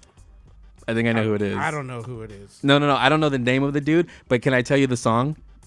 If I'm right here with you, okay, I'm gonna tell you right now. Was it the Ty Dolla $ign and Warren G song? No. Okay, because that dude kills me every time. I think he's from Lompoc, but anyways, No, this guy. he goes to every bar on the Central Coast and asks for that Ty Dolla $ign and Warren G song because he always gives the reason. He says his girl loves that song, and I thought it was the same guy because I see him everywhere. No, this guy was asked for a bunch of West Coast, and I was playing West Coast, and then he came up and asked for Wu-Tang, and then he wanted the jump off, and I was like, bro, I'm like right in the middle of a West Coast mix, like everyone's feeling this, like play that later. But he had asked for some other song. I don't even remember what it was, but I went and looked for it on YouTube the next day, and it was all about it was pretty foul. Like nobody would have liked the song. It was about like something about butt play or something. I can't even get into it because I don't want to get kicked off of YouTube. But So are you saying this like song was like pretty vulgar, pretty disgusting, and he wanted us to play it because I think he just had us going with all the requests that I was playing all these requests. But yeah, you do have to be careful because people will set you up. I thought you were gonna say something like the song, because like Wu-Tang's super hip hop. So I thought you were gonna say something.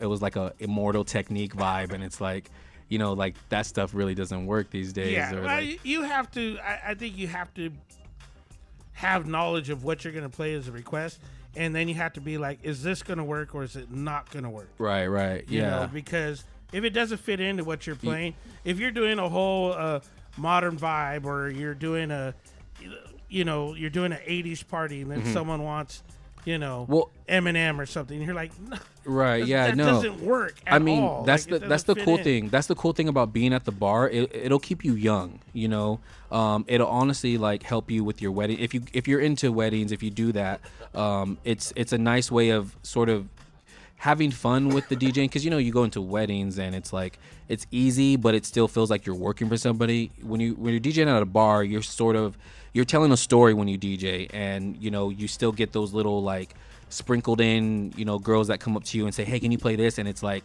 some new stuff, so you add that to your catalog, and then you're able to kind of play that throughout, like whenever if you're there monthly or weekly, whatever. But honestly, like I always say, and Kanye says it too, like listen to the kids, because they know what's cool.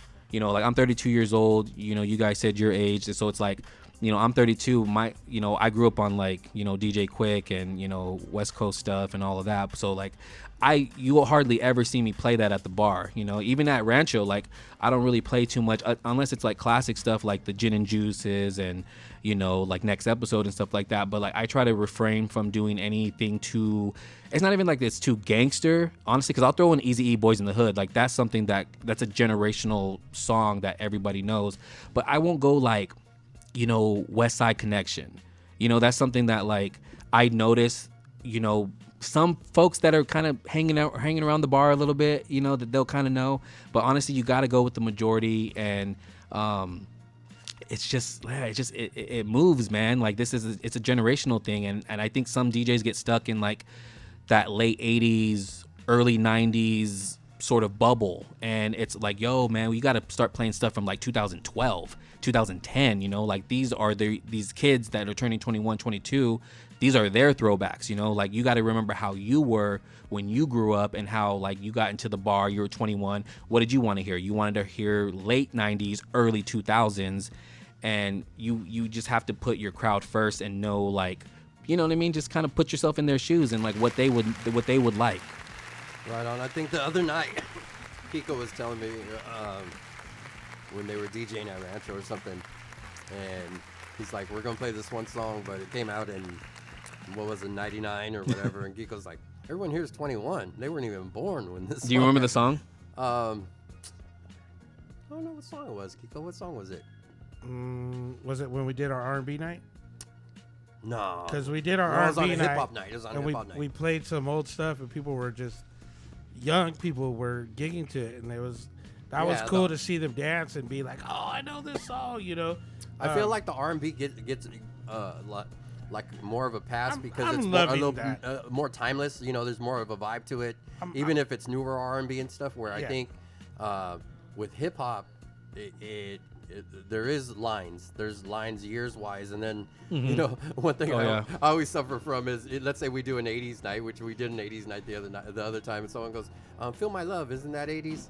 You know, isn't Stevie V '80s? And I'm like, let me get the hell out of the bar. leave me alone. You know, not being rude, but we have this vibe that we sometimes sign up for. I know that. You know, we could come up with a whole lot of theme nights and that type of thing. It's not that it can't occur, and it definitely has happened, and people pull it off and stuff. But sometimes I think, just speaking for myself personally, I'm a victim of your own following. So sometimes you show up, it don't matter. They like, just do the zap thing. Right. It don't matter what you're going to do. I don't care what your flyer says, what the next 16 minutes. I don't care if they're only giving you 4 songs. Do what I'm here. Yeah. You did that to yourself for sure. Yeah, so you built that. So what we do is we just change our name and put a different name on the flyer. Marcus Midnight. Marcus Midnight. Medianoche. It's kind of crazy that it has to go that far, but he's absolutely right. Like sometimes it really does. Like you know. People came out and supported you at that time, and you've got a following, and that's what they want to hear. You know what I mean?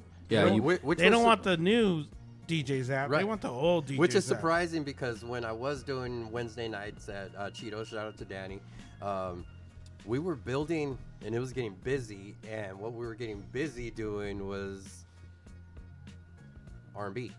We were doing...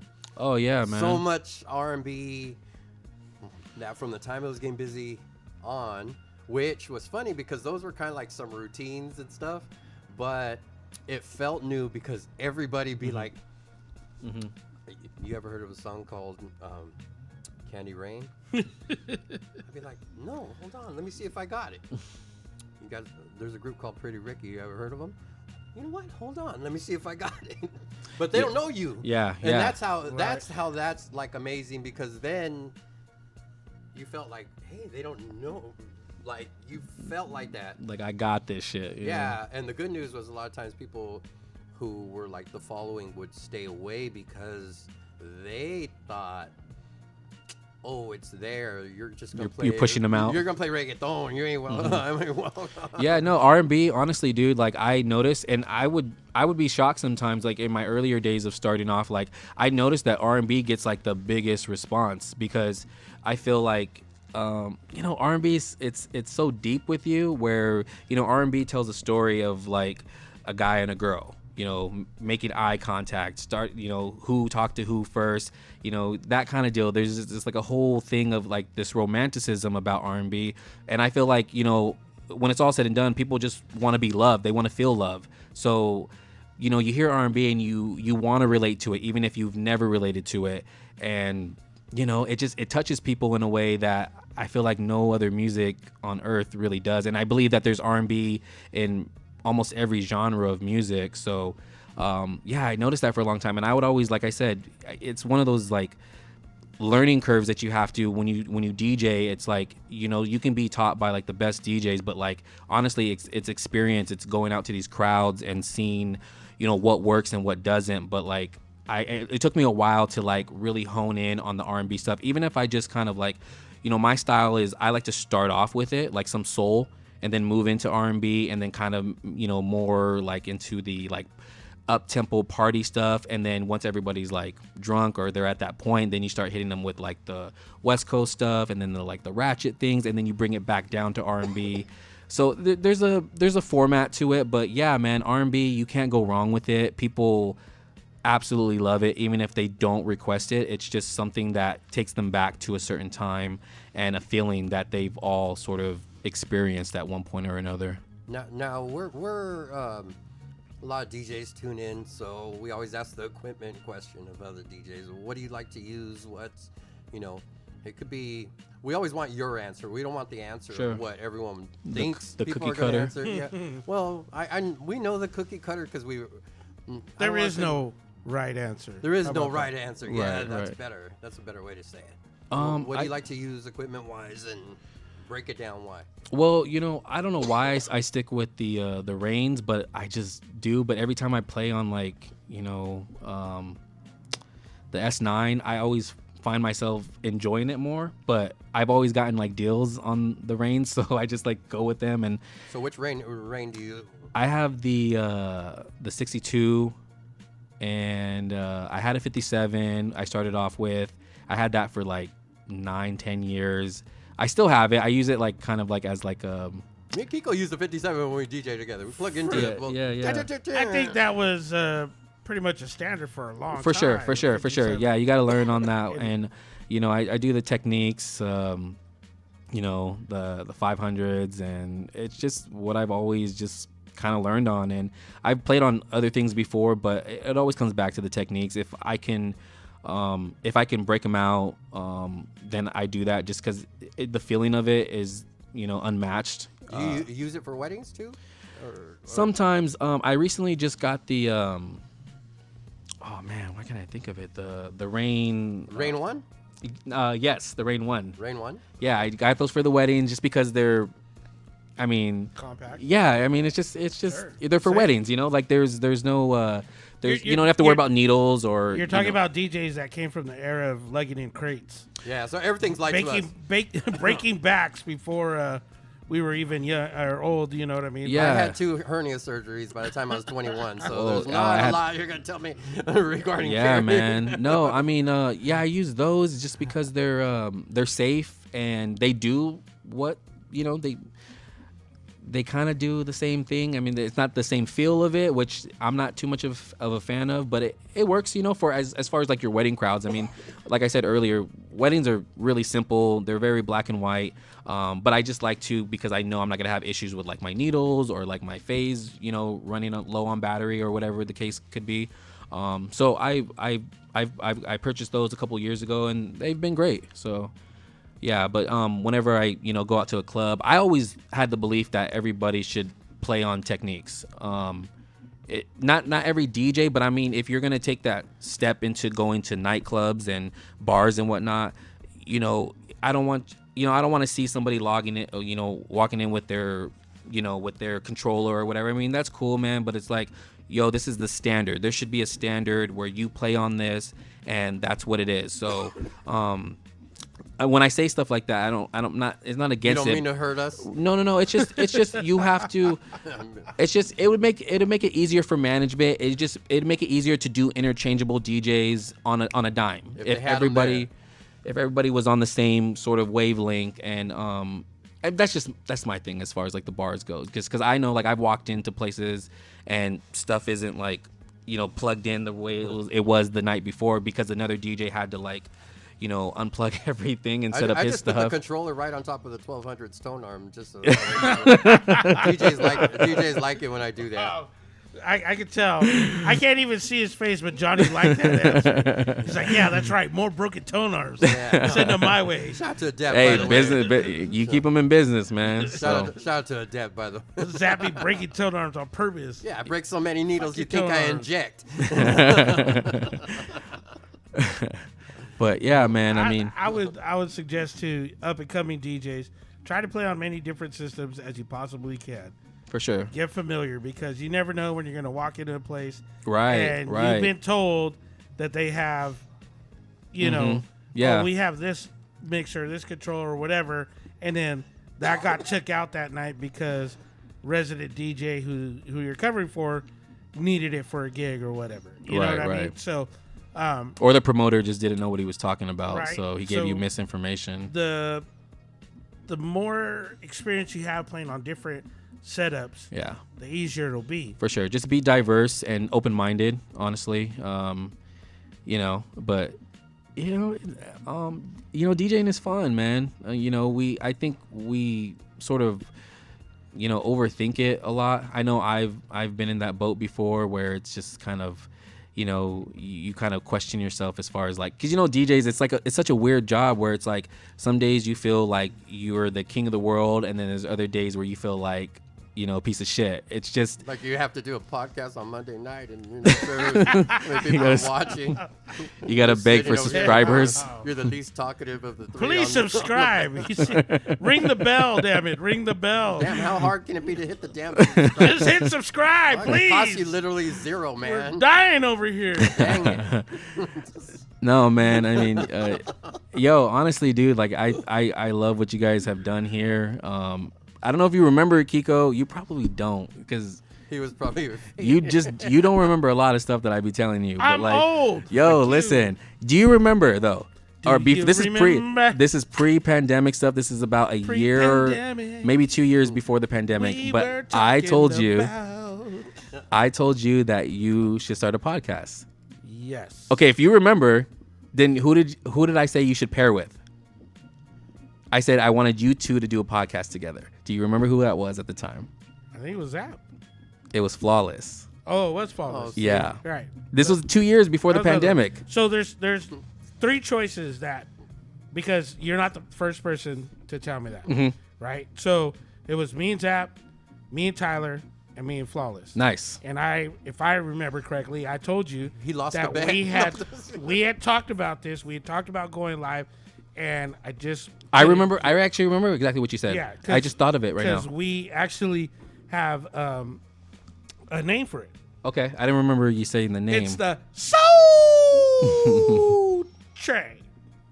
That's- The Show Train. Oh, for show For train. show. Okay.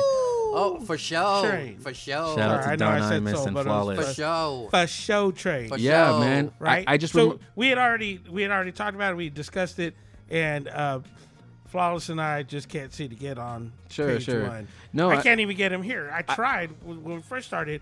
I tried to get him on over and over. I've asked him to write us an intro, Mm-hmm. do it. You know what I mean? And it's always like, yeah.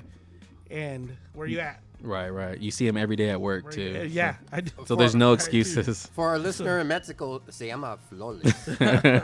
Yeah, no, I remember what I actually. live with. I remember one of the things But yes, you I did do say. remember. You said, you're like, yo, a lot of the, equipment, it's really expensive, and all that stuff. And so, like, shout out to Adept and Johnny for, helping you guys sort of see the vision and, create something like this. Even if, dude, honestly, like, even if it's just for 5 people watching, like, just do you, like, I enjoy listening to you and Kiko and Zap. But here's the thing with Zap. Zap on the side over here. On the ad libs, listen. So like Zap, Yeah. I didn't realize, because I talked to Zap and me and him have like very like in-depth conversations about like DJing and weddings and all that stuff. Flight Time and Jam and Lewis. Yo, listen, but like watching the podcast, I had no idea how funny Zap was.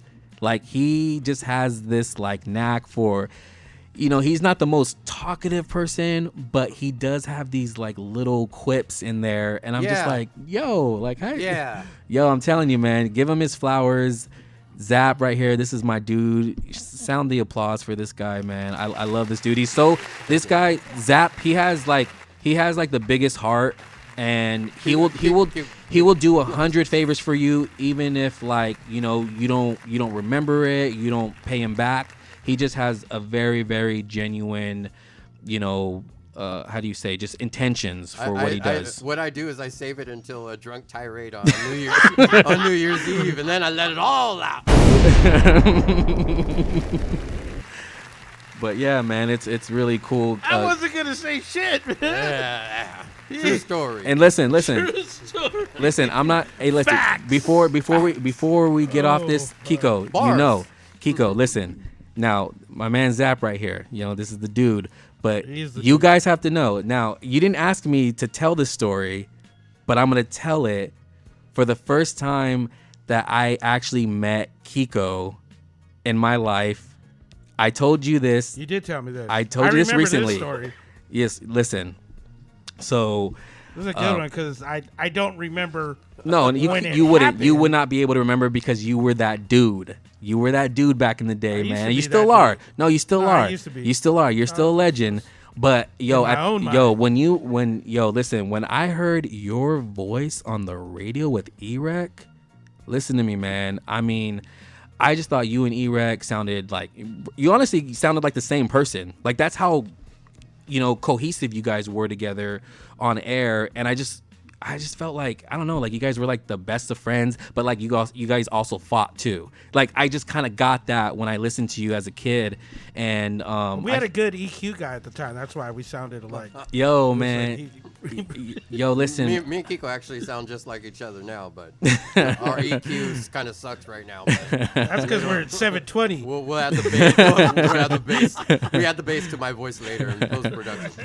And I told Erec this not too long ago, about you and his relationship and how you guys were working together. And I just used to think, man, these guys are big time. Like you just had such like. Hold on, let me give a reference point for this. I moved here in 2004 to be on From Santa radio. Barbara. From Santa Barbara, I moved to Santa Maria to be on 95.7 The Beat. That's where I met a lot of my first local DJs from around here. We had a lot of people that were contributing to that.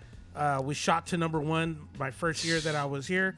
Across the board, #1 on all the ratings, and I was there for about 5 years. So 2004 to 2009, I was at the radio station. So just hit it, man. Come on now. You got to give it up for that. just giving background to the story that right. he's about to tell. So in that, I started off in the afternoons, then jumped to mornings with my man Erec. So during the height of this, and it might have been towards the tail end, I want to say, because this was about 2007. I was doing a house party with like just some janky ass equipment. This is before I met Johnny. He sold me my Denon S1000s. I was playing Free on some. Adept. Yo, I'm not gonna. Adept. This is the first time I'm ever gonna say this. DJ shop. This is the first time I'm ever gonna say this, but like I actually used to play on DVD players. Oh. This sounds crazy as hell, but I had no money. I mean, I'm like 15 at the time. I had zero money. I just liked music and I wanted to like play it. So I had 2 DVD players. I had my dad's like fucking furniture stereo system, the 2 speakers that like sit on the ground. So was it DVD players that read MP3s? Yes. Oh, okay, yes. yeah, I mean, you didn't because- know you could do that? You Well, could no, just throw in the just some CD. of the- You some could throw of in a the- CD. I didn't have actual Right. MP3s. Kind No, of I know, when we but- put the bootleg DVD in and it turned out to be MP3s. That's how we learned. So That's how we learned. I'm old, so I remember when CD players first came out. Yeah. I mean DVD Oh, no, players yeah, first yeah, came yeah, out, no. and you couldn't. You know Oh, what I mean? see. Yeah, All in the you could beginning. play was In the beginning. DVD. Right. You know, so you had to go back to your laser disc. Yeah. So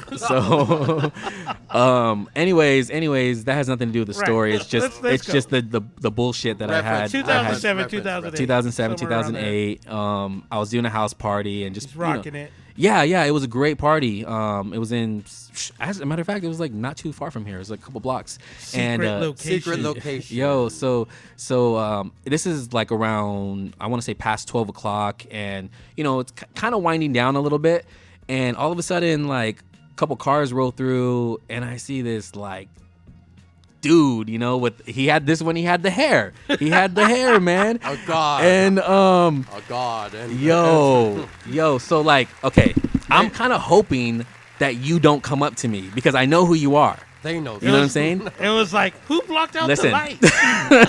I can hear this guy's footsteps, you know, like, yo, I'm telling you, this guy was big time, and everybody starts greeting Kiko. You know, everyone's like, yo, what up, Kiko? Woo-woo? Like, you actually knew these people and shit. So it wasn't like a packed ass house party. It was probably like maybe 50, 60 people, and it was jumping though. That's so a lot for a house. You come up to me, and you're like, you got a mic, and I'm like, yes. And I hadn't even talked on the mic at all. I just used to bring it just in case the person, yes, just in case the person at the party wanted to thank everybody, you know, like I had no plans to like talk on it, but Kiko comes up to me, he's like, yo, you got a mic? And I'm like, yeah, sure.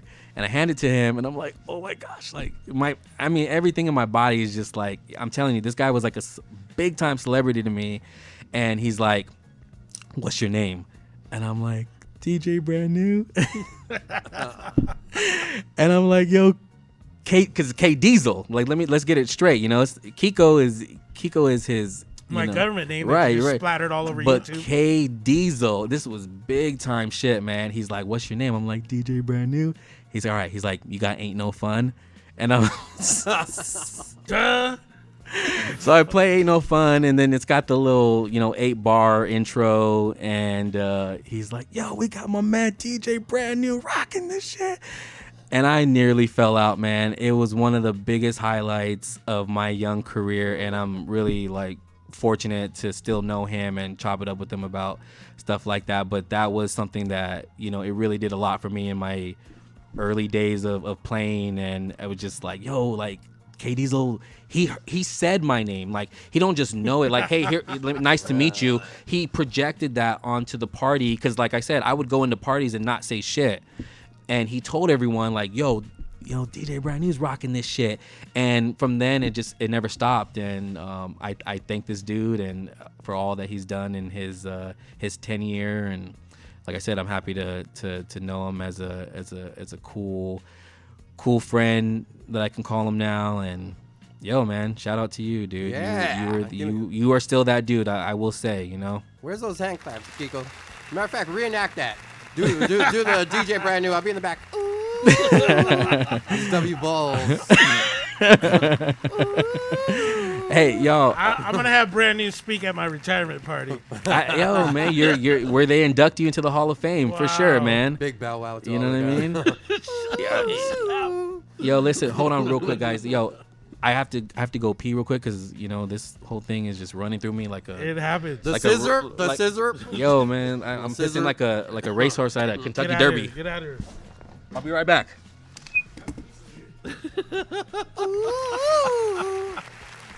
DJ Brand New. Yeah, big shout out Brand to DJ Brand New. New. And big shout out to Jimmy's Bravos Pizza. Yeah, can somebody give Zap some water or something? Some water, some guy's non-alcoholic, choking over here. anything non-alcoholic. over Because here we're surrounded by everything alcoholic. it's And the licks, baby. It's the I licks. want to give you like a sip, but I can't. All right, so are we putting that back up again? Yeah, don't forget, they're having the pizza topping March Madness. Vote for the egg and the corn.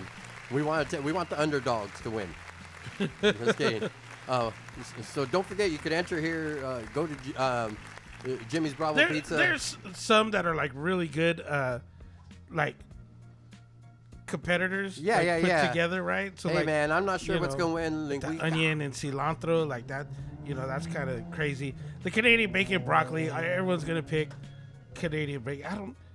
I can't imagine broccoli being on a pizza. But you said all these toppings have been on pizzas before, so I get it. I mean, on behalf of the Fat Boys, we're going for linguiça over the chicken. Right? The hell with that chicken stuff. Can I get this pizza on a cauliflower crust?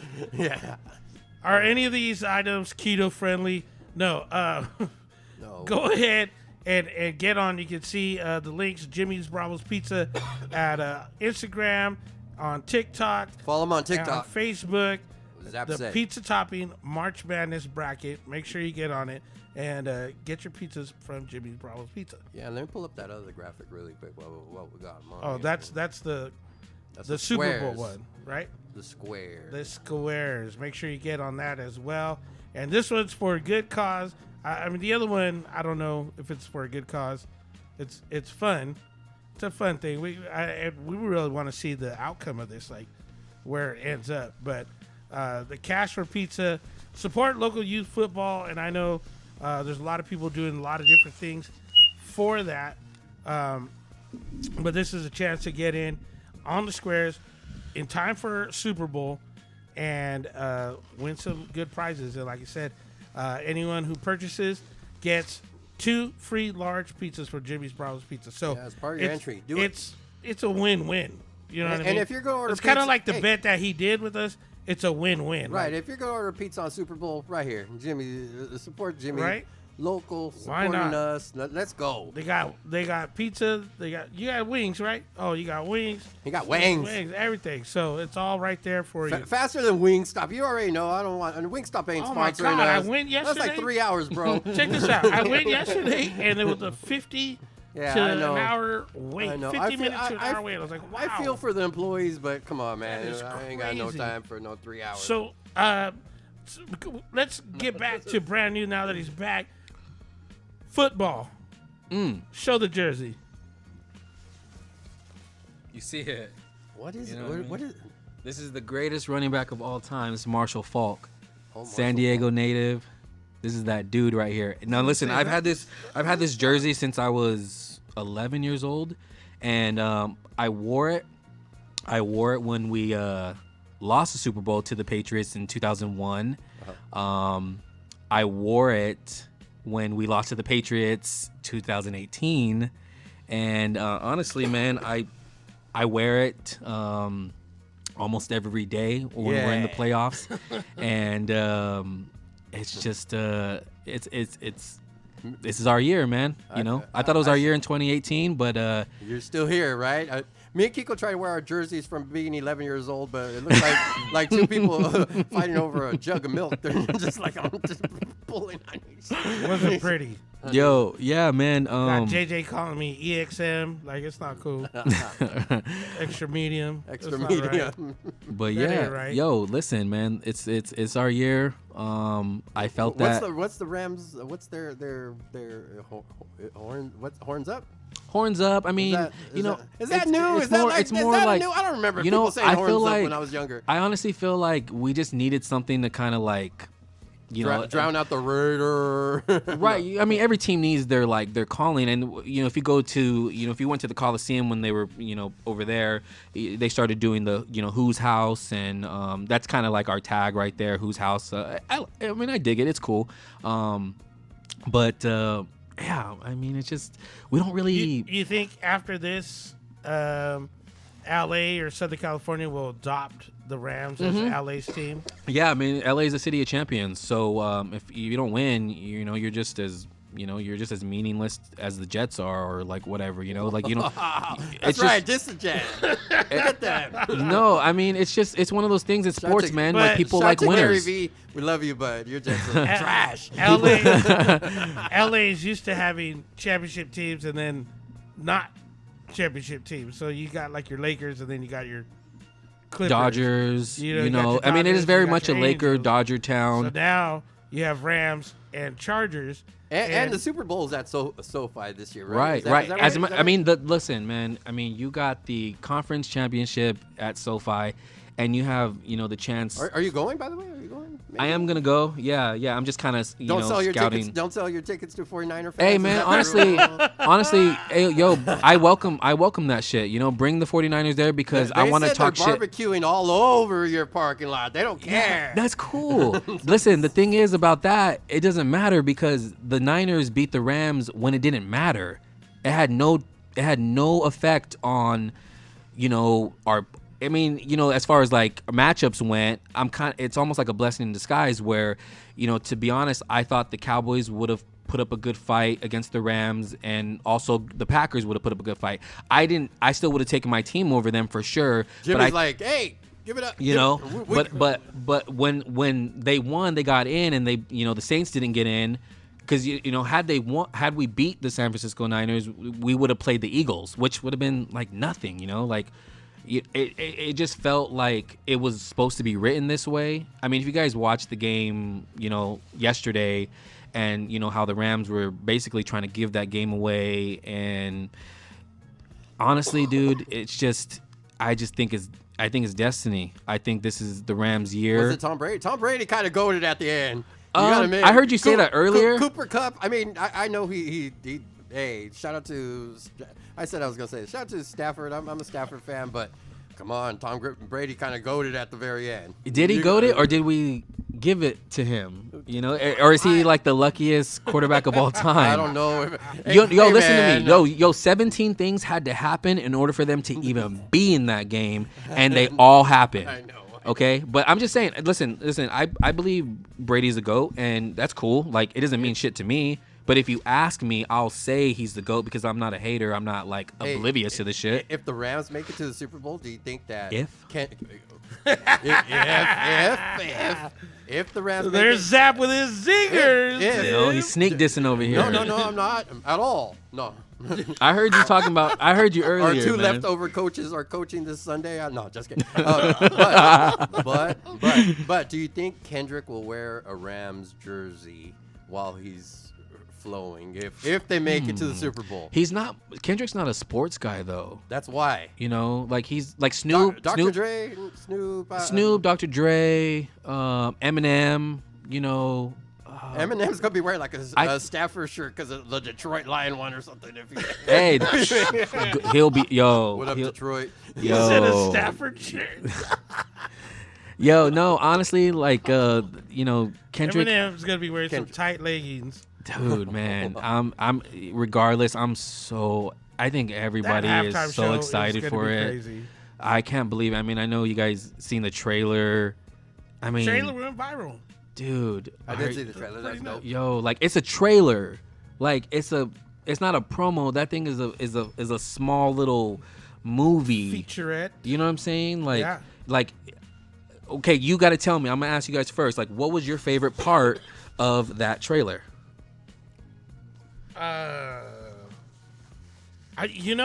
Honestly, I think it was Eminem battling himself. Nice. Yeah, you had the two. I think that sticks out to me more than Sick. anything else. All of it is hype, all of it is dope, but that hit me like, oh, that's pretty dope. What about you, Zap? Man, when the Snoop Dogg flipped that 3-wheel motion thing, I was like, Hey. oh, let's go. Right? Here's why. Dr. Dre, I kind of like always expect him to walk out like he walks out. Yeah, You know, like I was like, he walking out. Mary J. Blige, I'm like, she walking You knew what she was out. gonna do, right? You know, Snoop, I always kind of just He like, embodied the West Coast lifestyle. Yeah, kind of like that whole thing right there. Shout out to all the car clubs that were like, I might just watch it. I want to see if Snoop's gonna bring out a 64. Right. Yes, sir. Yes, What? sir. Which they are. Who knows? I mean, if they're looking for volunteers, they should have just got all the car clubs to volunteer. They could have got them all lined up. I'm sure he's got him under his belt. Yeah. I want to say, the best part, man, the thing that like sent chills was, when they showed Dr. Dre and then the ocean, it has the pianos. Oh and yeah, they that was. play Oh stuff. yeah. Fam, listen to Right. me. I watched that shit like 100,000 times. I get the goosebumps every single time, and I will always say that gangsta music makes the world go round because everybody fucks with the West Coast, man. And we are the original. We started this shit, and everybody else is just What's the thanks copycats. that we get. Everybody else is just copycats, man. Like, I mean, like the South does their thing with their cars and shit. I'll give it to them. But, it's just the West Coast, their appreciation for, like, funk music and their combination with the gangster rap is just unmatched, man. There's not one person who doesn't like West Coast gangster rap. And you're going to see that on full stage, man. And I wish that, like, I could go to, like, a white family's Super Bowl party just to see the look on their faces when they see, Snoop and Kendrick, and it's just gonna be They're incredible. probably gonna change it to the Puppy Bowl. I know my daughter's gonna like. Well, I'm watching the Puppy Bowl upstairs. I'll be back. Call me if the kid Leroy comes on. If they bring out the kid Leroy, or what's the guy's name? Jack Harlow. The Bud Light Bowl. Yeah, she's watching The Bud Bowl. Yeah, no, Horrible. still watching like the Puppy Bowl, the one where the little puppies like go around and play football. Everyone's doing something about that. Hey, real quick, did anybody take your $1,000 bet?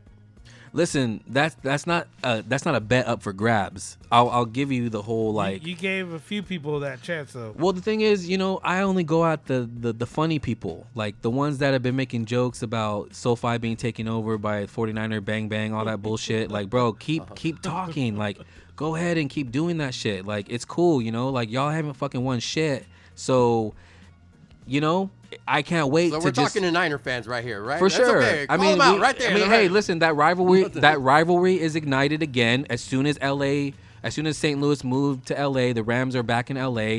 That whole rivalry has just been like incredible, honestly. Like I respect a lot of, like, one of my favorite players is Kittles, like that's one of my favorite players on the Niners, but he plays for the Niners, so it's like, it's fuck you too, all day. But it is what it is, man. And the thing is, I'm not trying to just bet anyone who wants to do it. It's just more of like the people on my timeline that have been with the memes, and it's like, I mean, it's cool, man. Like, you guys earn your spot in the playoffs. Like, we let you in, but we're gonna be the ones to take you out. We let you in. No, real shit. I mean, love it. I would, it's just, it's cool. It's cool. It's just, this is the way it's supposed to be written. And, they keep talking about, 6 times we beat you in a row. I'm like, yo, none of those wins had anything to do with our trajectory.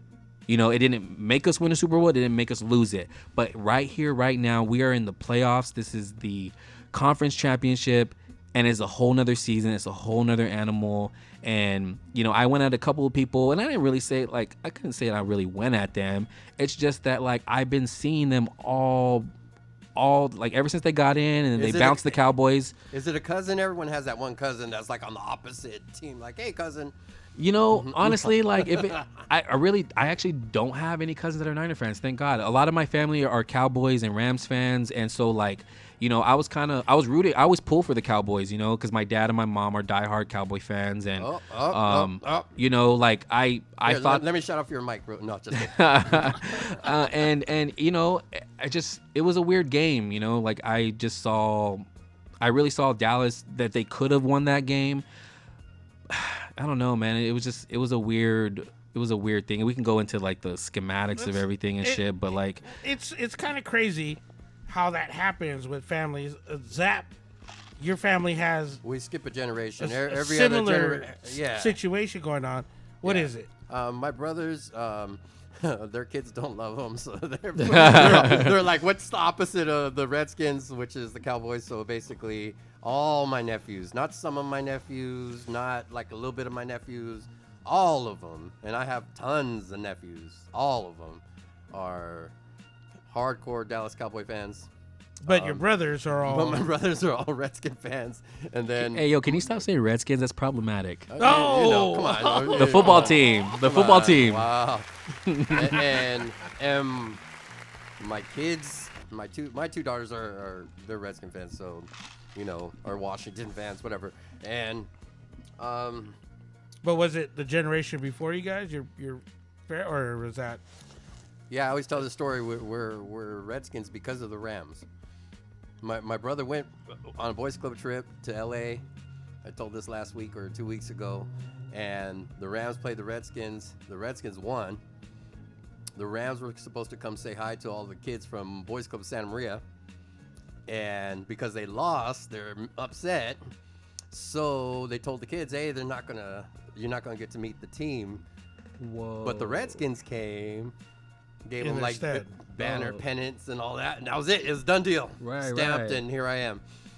Because I grew up saying, man, everyone has that older brother that you're like, That's a true story. yeah, I Yeah. can't make that up. Ask my brother Robert. I wonder how many times that's happened Who knows? to like certain teams, like. Yeah, I don't know, man. I'm convinced if you meet somebody at a young, impressionable age, and they make like a good impression on you, you just might be like, you know what? I always wonder, like when I walk around, I see a Bengals fan or something. I say, man, Yeah, what yeah. happened? Your cousin on the team, right? right? Like, how does that happen? How are Sure. you a Miami Dolphins fan? Yeah, I did you don't get move that, from you know? Jacksonville? Because I'm not sure, But, Yeah. plus, I think I'm one of the rare people that still has a Mark Brunell Washington Redskin jersey. There you go. He's Santa Maria. He played. Santa Maria. Yeah, he went and to. He started. He went to Yeah, St. Joe's. He went yo, to St. yo, Joe's. yes, sir. He went to Fessler Junior High too. Yeah, and then, you know, my brother's like old school, so he's like, Kiko posted something, Sam Bam Cunningham, and my brother met him at the Santa Maria game, and he's like Santa Barbara legend. Yeah. Now listen, like I told Randall's you, brother. I met Kiko, and this guy was big time celebrity, local celebrity, all that. Like, is there somebody that you guys met that like you guys were like, who, like that's that dude right there, you know? Like, is there somebody that sticks out to you that you got to meet? Jimmy from Jimmy's Bravo's Pizza. Yo, I don't know any other Yeah. pizza owners, so you know, A me real- and that guy about to be real tight. a real one right here, man. Leia. Got it out the mud. A chill. No, being in radio, I You got your got share of to people, meet a right. lot of people, but even before that, just coming up and being an MC at like Alex's Cantina and Zello in Santa Barbara, we had a lot of people coming through anyways, and Santa Barbara is kind of like that. It used to be that place where celebrities would get away, you know, we're going to go there for the weekend, so you would always see people out. I don't know, meeting Marcus Allen was pretty dope, and knowing that him and my father were on first name basis friends, because my dad was head of security at this bar called Rocks, and it was Santa Barbara's kind of first real upscale bar. Okay. And so Marcus Allen would come out, and him and my dad would end up having these conversations, and they developed a friendship. So when we would show up, you know, we met him, and me, my boy Hectic and Tempest, and Hectic just, Is he a Raider fan? he is, and he was also, he just fanboyed all over it. Sure. He just like, I have your rookie card, and you know, talking real loud and You nervous. you slept with Al Davis's wife. Right, you know. So it's funny, like, you know, my dad, Allegedly. my dad's favorite story is you know, him asking Marcus, hey, just between you and I, did OJ do it? You asking me? No, that's what he asked Oh, I was Marcus about to Allen. say. Marcus Allen was like, you know, Jack, I can't tell you that stuff. You know what I mean? So it's like they you know, just they were friends, and so meeting him was like pretty, like, wow, Right. how you doing? You know what I mean? Like, cool. So, yeah, it's What about you, Zap? a few times I get starstruck.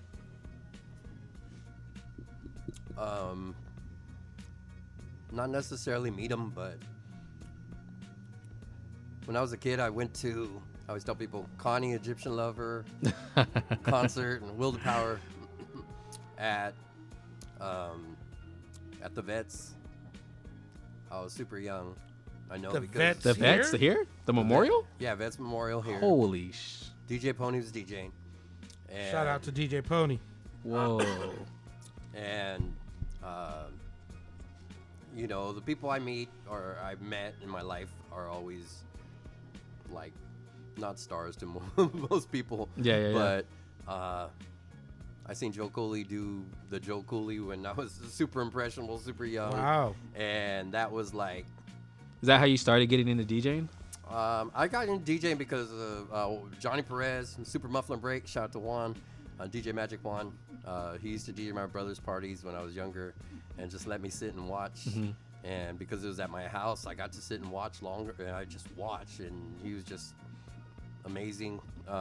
But saw Joe Cooley, me and my friend Fly, Egyptian Lover threw records out. We caught And My Beat Goes Boom, 12-inch. And I've met like a lot of people when we used to have a record store way back. We go to the Abbey Road convention, we meet like Eazy-E, we met Ice-T, met all these people.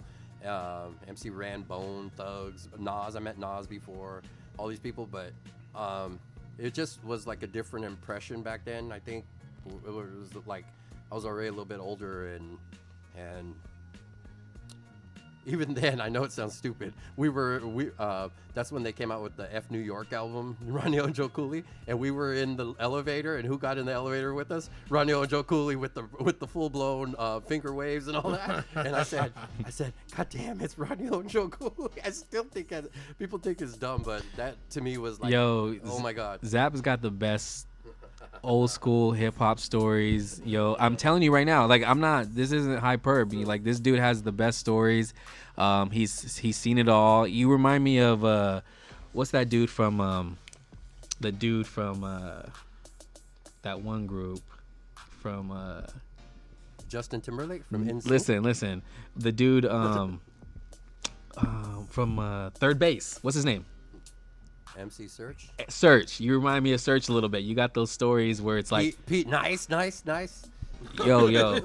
yo, listen. You remind me of MC Search. The way, you don't tell a long story, but you just have these like crazy gems where it's like you almost like don't believe you. Yeah. You know what I mean? Because they're so like obscure, and you'll say like, oh yeah, they played here in Santa Maria, and it's like really like. I can't believe they even know where Santa Maria is, and you have so many of these stories, man. It's insane. I always say DJ Quick, AMG, High C performed in Santa Maria as the DEA posse. I don't know who got all these groups out, but thank you for that, because I didn't grow up here in Santa Maria. I grew up in Santa Barbara, so we didn't have that. The way Santa Barbara is now was not how it was when I was growing out. There was only 2 clubs that played hip hop. You know what I mean? Nobody wanted that.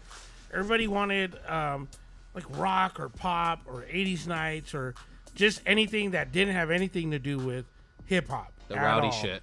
So there was only 2 clubs that did it, and then eventually other clubs put in work, but Santa Barbara did a shift after I left. So I left in 2004 and came back, and then there was like the Funk Zone, and every single bar was there was a boom playing hip hop, and it shifted. But Santa Maria has always had this weird connection to mainstream artists. This has like always been like a touch point between maybe LA and and just how that works, and people coming back and forth. And somebody had the plug. I don't know if it was Paradise Mike. I don't know.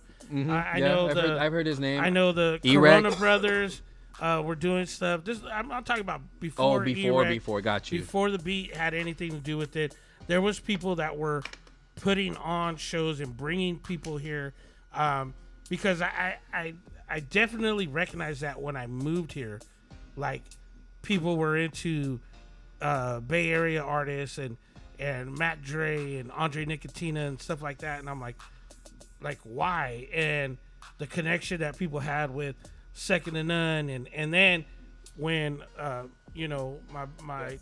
homie Oscar, with same name, no relation, but he brought out Second to None, and they were like, our first major concert was Santa Maria. Wow. Like 1991, and to me that's amazing. That's like. We've seen we've seen Father MC, and Puff Daddy was his dancer, and Mary J. Blige was the girl singing, and that's right there at where the 510 is at. Man, that's at insane. The Radisson, I remember you telling me that. Seeing, Zap and Roger, and then later coming to find out that this guy was DJing that concert.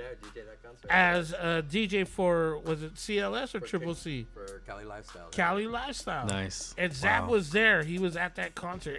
And to know that I was at that concert, to see. And you had never met him before? No, I never met him. I didn't know anybody. I'm coming from Santa Barbara. Right.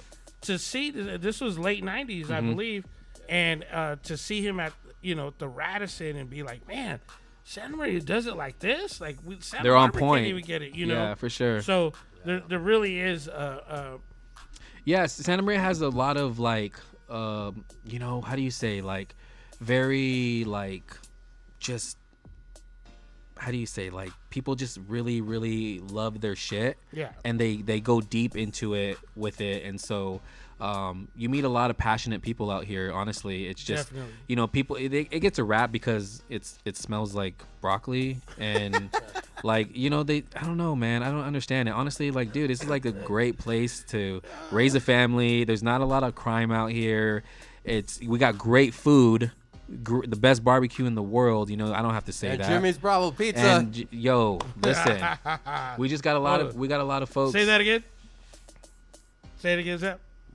Jimmy's Bravo Pizza. And we're not just saying that because they gave us free pizza tonight. No, I You think know? we're freezing up over here. It is getting kind of cold. Yeah. But I'm glad to be from here, and you know, like, look at you came here and you haven't left. You know, like you understand. There is something about this place that's pretty magical, and I think history-wise, the way that ties in, and I wish we could get back into that and expand that, because I really feel that post-pandemic, it's really hard. There's only a few bars or clubs left. DJs are far and few between now. You know, yeah. we're stretched thin. And I mean, not that I'm looking for more work. I really am not.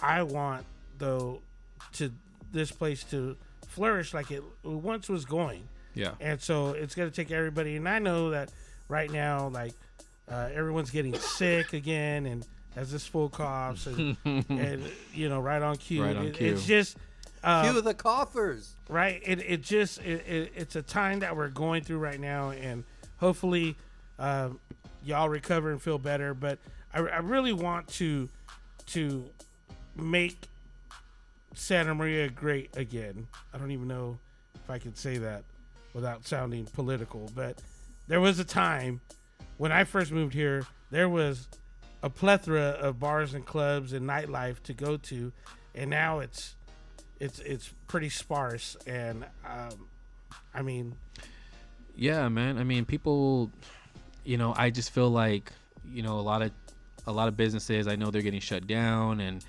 you know, it could be due to the pandemic, but I feel like, you know, some places were kind of already in a rut, and the pandemic just kind of exposed it a little bit more. Yeah, yeah. You know, but bars come and go. That's right. That's Just like any, I mean, it's a regardless hard of business. whatever, It's but, a hard business to get into. Just like restaurants, like, you know, I think restaurant businesses are extremely hard. You know, because it's really about that consistency, and you know, you got to have an owner who like cares about the shit, who cares about like the quality that gets put out with every single, you know, customer. And it's just, you know, you see them kind of pop up and go, and it's just really it's just knowing your clientele and taking care of them, you know, and like DJing, taking care of your crowds, you know, trying to make it to where they have the best time when they're out, you know. And it's just, I know us DJs, we have our own stuff that we love and we really want to play this, but you got to pick your spots, you know. So there's sometimes where you just got to kind of go with the crowd, you know, and just play so that way they come back. It's that consistency, you know, like, you know, at like Rancho, you know, our home, where it's like, you know, I almost want like more of a consistent, cohesive sounding, you know, thing when it comes to the DJs, where you're not playing the same tired stuff, but we're all like progressing, you know, we're all playing sort of, we're getting out of that 90s played out shit, you know, we're moving into like late 2000s, playing more of the new stuff, because these kids are not stupid, you know, they know when you don't know about their shit, you know what I mean? Like, they want you to be on the same wavelength as them. It doesn't matter your age, religion, whatever the hell it is, as long as you play some shit that they vibe to, they'll come back and they'll fuck with you. But if you're just like, well, let me just keep it safe, let me just play this, you know, I don't know, man, fucking, this is how we, I mean, you have to play, this is how we do it, but you just, you know, you play it in the beginning, but you don't like drop it at 12 o'clock. You don't drop like 50 Cent in the club at prime time, you know. It's like, that should have been played at 11 o'clock, you know, like, it's just, you know, I came on this show because, you know, I really wanted to talk about the science of DJing and how there's just a format to it. You know, there's a way to do it, and there's a way to, you know, keep your job as a DJ, but also feel good about what you're putting out, you know. And I know it sometimes could feel like work, because it's like, I gotta play this stuff, I gotta play this, but you gotta get that crowd on your side. You gotta get them to trust you, and when they trust you, you can play some like crazy shit, but you gotta present it, you know. You gotta like actually, you know, pick your right spot to do it, and get on like old school radio, where you get on like, yo, listen, y'all, like, I got this whoop-de-woo song, throw it on, and like if they've never heard it before, cool. But like, you know, there's gonna be a few people in there who like fuck with it. So you can't just go out there and like, oh well, I want to just change the entire format of this place. It's like you gotta really build towards that. And you know, I've had conversations with FaZe. Shout out to Chad. That's my guy right there. We talk a lot about music and a lot about the direction of Rancho and you know what we want to do there. And you know, it's just like I said, it's moving with the times. You know, wanting to keep your job as a DJ, and you know, it's like. Yeah, same goes for like weddings too. I mean, you got those classic songs that you have to play at weddings, but also you could throw on Drake's The Motto at a wedding. Like that's like the new like this is how we do it. You know, like you wouldn't think about it, but like you know that's such a hit right there that it's never gonna go away. But some people won't like they'll get too scared to play it. You know, it's just you know I don't know, man. Don't be afraid. Hey, where can people find you? Where can people find You honestly, man, you could find me word of mouth. You can find them in the club. You could find me. You can find me word of mouth. That's all. Honestly, like what I go by. I don't really, you know, the past couple years I have not been promoting myself. I don't really do a whole lot of that. You know, it's just that I like getting the calls from clientele that like referred me from somebody else because they already know what they're getting, and. Yeah, man. I believe in that. I believe in, you know, because like in the 90s and the 80s, like that's how shit. If you were good, you were good. You know, people heard about you and they told a friend about you. And so like even like wedding clients will tell me like, hey, you know, can we leave a review somewhere on Wedding Wire? And I'm like, no, just, you know, you could just tell a friend and that's it. That's all I really need. And because honestly, you could go to somebody's Wedding Wire and see that they got like all these stars and reviews and shit. 5-star. Yo, review. listen. And then you get to a wedding and that shit is trash, bro. Like, honestly, like I'm not even trying to like I'm not saying any names or anything like that, but like you know somebody could dress up something so good and then once you get to it it's kind of like ooh that wasn't as great as advertised. But if you get word of mouth just like the 90s and shit, like you know what you're getting. So honestly, like you know I'm on Facebook, I'm on Twitter. That's where I'm on Twitter. I think that's like the best platform, honestly. Twitter what's your ad? I think it's acting brand new. You can find me on there. I don't really, you know, I'm not super witty on there, but I just, you know, I think Twitter is where you can find all the funniest shit before people get to it on Facebook and dry it out. You get to all your news, all new music on there. But yeah, no, honestly, like I said, you can just you'll see me when you see me. Really, I thought I was gonna do a set tonight. But we didn't get on the, you know, I know you wanted me on last week, but the Rams game was on a Monday. Shout out to the NFL for doing that bullshit. That was yuck. But I mean, whatever. And I know you had Bravo on and stuff, so I'm cool with being on here, you know, coupled with him. So, but yeah, man, I thought I was gonna do a set. I had some like kind of. We'll have to. We're still testing the water as far as going. You could be our first DJ demonstrate skill, whatever we're calling it. Live with YouTube, we just don't want to have that backlash where we get copyright shut flagged down and have it reflect on Zap's accounts. Okay. All my accounts are tied into this account. So that is something that we want to test the water on, but. I knew that you could handle yourself as far as speaking on it. You know what I mean? Like you don't hide behind it. There's DJs that they don't want to talk. You know, that's why they're DJing because they talk. Terminator X talks with his hands. Right? They play with their hands. That's fine. I get that. But we've had deep conversations at the bar, and we're fighting the music just to hear each other's conversation. So we wanted to bring you on. We're thankful that you came on. Shout out to DJ Brand New. Yeah, man. Shout I mean, out honestly, to Jimmy's Bravo's Pizza. Yo, real quick, I just want to shout out to like all the DJs and a lot of the people that I look up to still to this day. You know, like Suave Javi. That was, you know, I met him at Wild 106 back in the day before when I was like 8 years old. I met him. You know, Slick's still my guy. I fuck with him. He used to play at the Grad where, you know, that's where all the hoes were at. So you used to go there, and I always tell Slick, I'm like, yo man, like I remember you used to play Nirvana at the Grad. And he's just like, bro, you're blowing my mind, you know, like, yo, I'm telling you, you can play that stuff now, man. You got to pick your spot. I talked to Erek about this not too long ago because Erek played Sublime at Rancho, and I was like, yo, I fuck with you, dude. Like that was cool. Even if you just threw it in there, you knew what you were working with, and it's about that. It's really just kind of like I said earlier. You want to play some stuff that it's kind of out of the realm of what the normal routine is. And you get people singing along to it, and you introduce a new generation to this, like 90s stuff that we all know and love, but not the typical stuff, You hear that, Zap? We're bringing Offspring back. Yeah, man, Gotta you can keep bring them that. separated. Yo, listen, man, and shout out to Uno, dos, tres, you know, cuatro, cinco, Faze. cinco, seis. shout out to DJ Faze, man. That's that dude right there.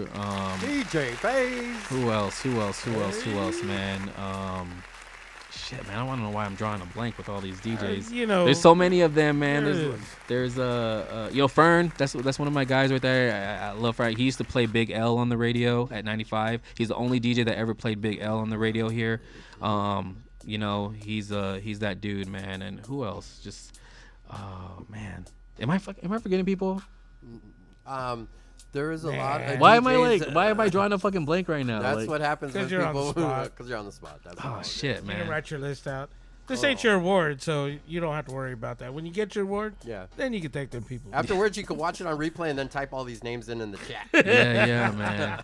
All the DJs at Rancho, I guess the family, everybody that plays there. All honestly. of them, you. Yo, listen, man. Yo, Rancho, shit, man. Best bar in town. No one can fuck with that. And we're gonna be here through and thick with everything going on. So and he's not saying that just to get extra nights, Faze. Oh, not at all, man. Yo, But listen. if you do book them an extra night, you do get Yo, man. Honestly, like, I tell no lies here, man. Rancho is home, and it is really the best bar, best music you could find, best people, best drinks. Shout out to the bartenders, all the security that keeps the peace. It's just the vibes, man. It really is a family more than anything that I've been a part of. Rancho Bowl is all. That was actually my second job when I was 15 years old. I worked in the back with the pins. When shit would get stuck, I would go back there and Really? do that. That's a little mechanic? what do they call that? That's What's a mechanic job. Yeah. Well, I didn't fix shit. I lied on my resume just to Worked at a bowling alley. But Yeah, I you just have wanted that to kick it. experience. Yeah, for sure. That's but dope. You want a job, or what are you saying?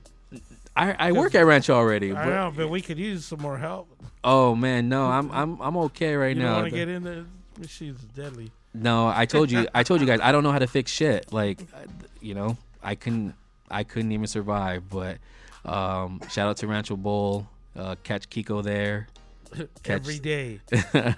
Every day. Who's playing this weekend? What, like Got to plug them in real quick. like the Rams and the No, man. Like, who's The on the Rams who's on the, are playing the 49ers. who's on the calendar, man? I don't know. It ain't me. Shout out to Echo too. That's that dude right there. I got him some gigs over in Slow. Back in a couple years ago. Oh, another thing I gotta pick with you real quick. You forgot. I heard one of the episodes a few months ago, and you were talking about O'Sullivan's. Listen, O'Sullivan's came up. Uh-huh. All right, and I have to address this with you. I almost forgot. Okay. So O'Sullivan's came up about the vinyl nights. Wednesdays. Yes. Yes. All right. Now And? you had first of all you had forgot what it was called. Right. Second of all, you forgot that I was the one that did that. I put that on. I created that. Oh, I didn't know that. At the time, I remember I was watching the episode and it came up, and you were all like, "Yo, who did that?" And I'm just like, I wanted to get in the chat and say like me, but like I'm like Kiko, I got you a job, bro. Like, you were the door guy. That was me. Like, I created that shit. I put the flyer and everything. I was the vision behind that. I fucking packed that place out for like a few months until Devious came through and fucking started a fight, and then we had tagging in the bathroom. So Snow, Snow, shout out to him. He had the 86 the shit, but like, man, it was good vibes. And I heard you say like, who did that? And I'm like, homie, that was me right there. Like, I created that shit. So I just had it for the record. You know, I did Wax Wednesdays back in 2015. Wax Wednesday. It was Wax Wednesdays, man. You know what I mean? So that was all Zap was vinyl. still like, what? All vinyl. And shout out to Paradise Mike because he supplied me with like half of my shit. And actually, as a matter of fact, I got Mike to come out. He don't even go to bars like that. And he came out to my first night when I put on Wax Wednesday, and was I don't know if it was me or somebody else, but we got on the mic and we shouted him out, and the whole bar cheered for him. You know, this was actually before it was the first night ever. You weren't even the door guy at the time. You were the second night that we did it. You were the door guy, but everybody cheered for Mike, man. I mean, it was insane. So, shout out to Paradise Mike, another legend. Shout out to Mike. Go check him out in the mall. His new location in the mall and the things that they're doing. And I heard he's changing things up in his Orchid location. Oh, is that confirmed? He's at Orchid. He's in Santa Barbara. But he's and he's in the mall. I don't know. I just read somewhere about he just had a write up recently. I just seen him yesterday. Oh, okay. I bought Sleaze Boys RoboCop 12-inch. Yeah. All right. We're gonna call it a night. Yes, we froze on the screen, but the audio is still up. So thank you again, Brand New, and you striking that classic. I'm gonna get him. He's all thanks for bringing up old hands. shit, Brand New. Appreciate it. Right? Yo, I mean, I gotta call him. I gotta call it out. You know, I wasn't gonna sleep well if I didn't ask Kiko that. You know, I had to put him on the spot on his own He's show. all, the only reason I came on here tonight was actually. Yo, I hold grudges. I hold grudges, bro. All right. To tell you that. I mean, he went back a few months. I don't even remember talking about I remember this, but everything. everything. All right, man. Don't forget to tune in every Monday night right here at YouTube. Mixtape Podcast 805. Yeah, big shout out to Jimmy's Bravo Pizza. Yes, sir. Don't forget, if you're ordering pizza on the NFC, AFC Championship, Super Bowl, you gotta go with Jimmy's. Get in Come on the squares for a good cause. Check him out on Instagram, and you'll find all the information right there, as well as Adept Events. Yep, Adept. Shout out to Right. DJ Bran New in the building. DJ Brand New, MMC, MMC. one of our sponsors there. So MMC. right there it is, real quick. I don't know if you'll be able to see that. It's kind of weird because we froze, but Everything else get the GIF kept spinning. The wheels kept spinning. the record skip, but the girl kept Right, dancing. but the prancing, camera froze. grinding, grinning, romance. Unplug the camera power. That's what G said. Well, we're at the end of our show, so we're still learning. You know how it is. All right, we'll see you next week right here at 8:05 p.m. That's how we do, all the way live at 8:05. All the way live. Mucho vivo. For sure.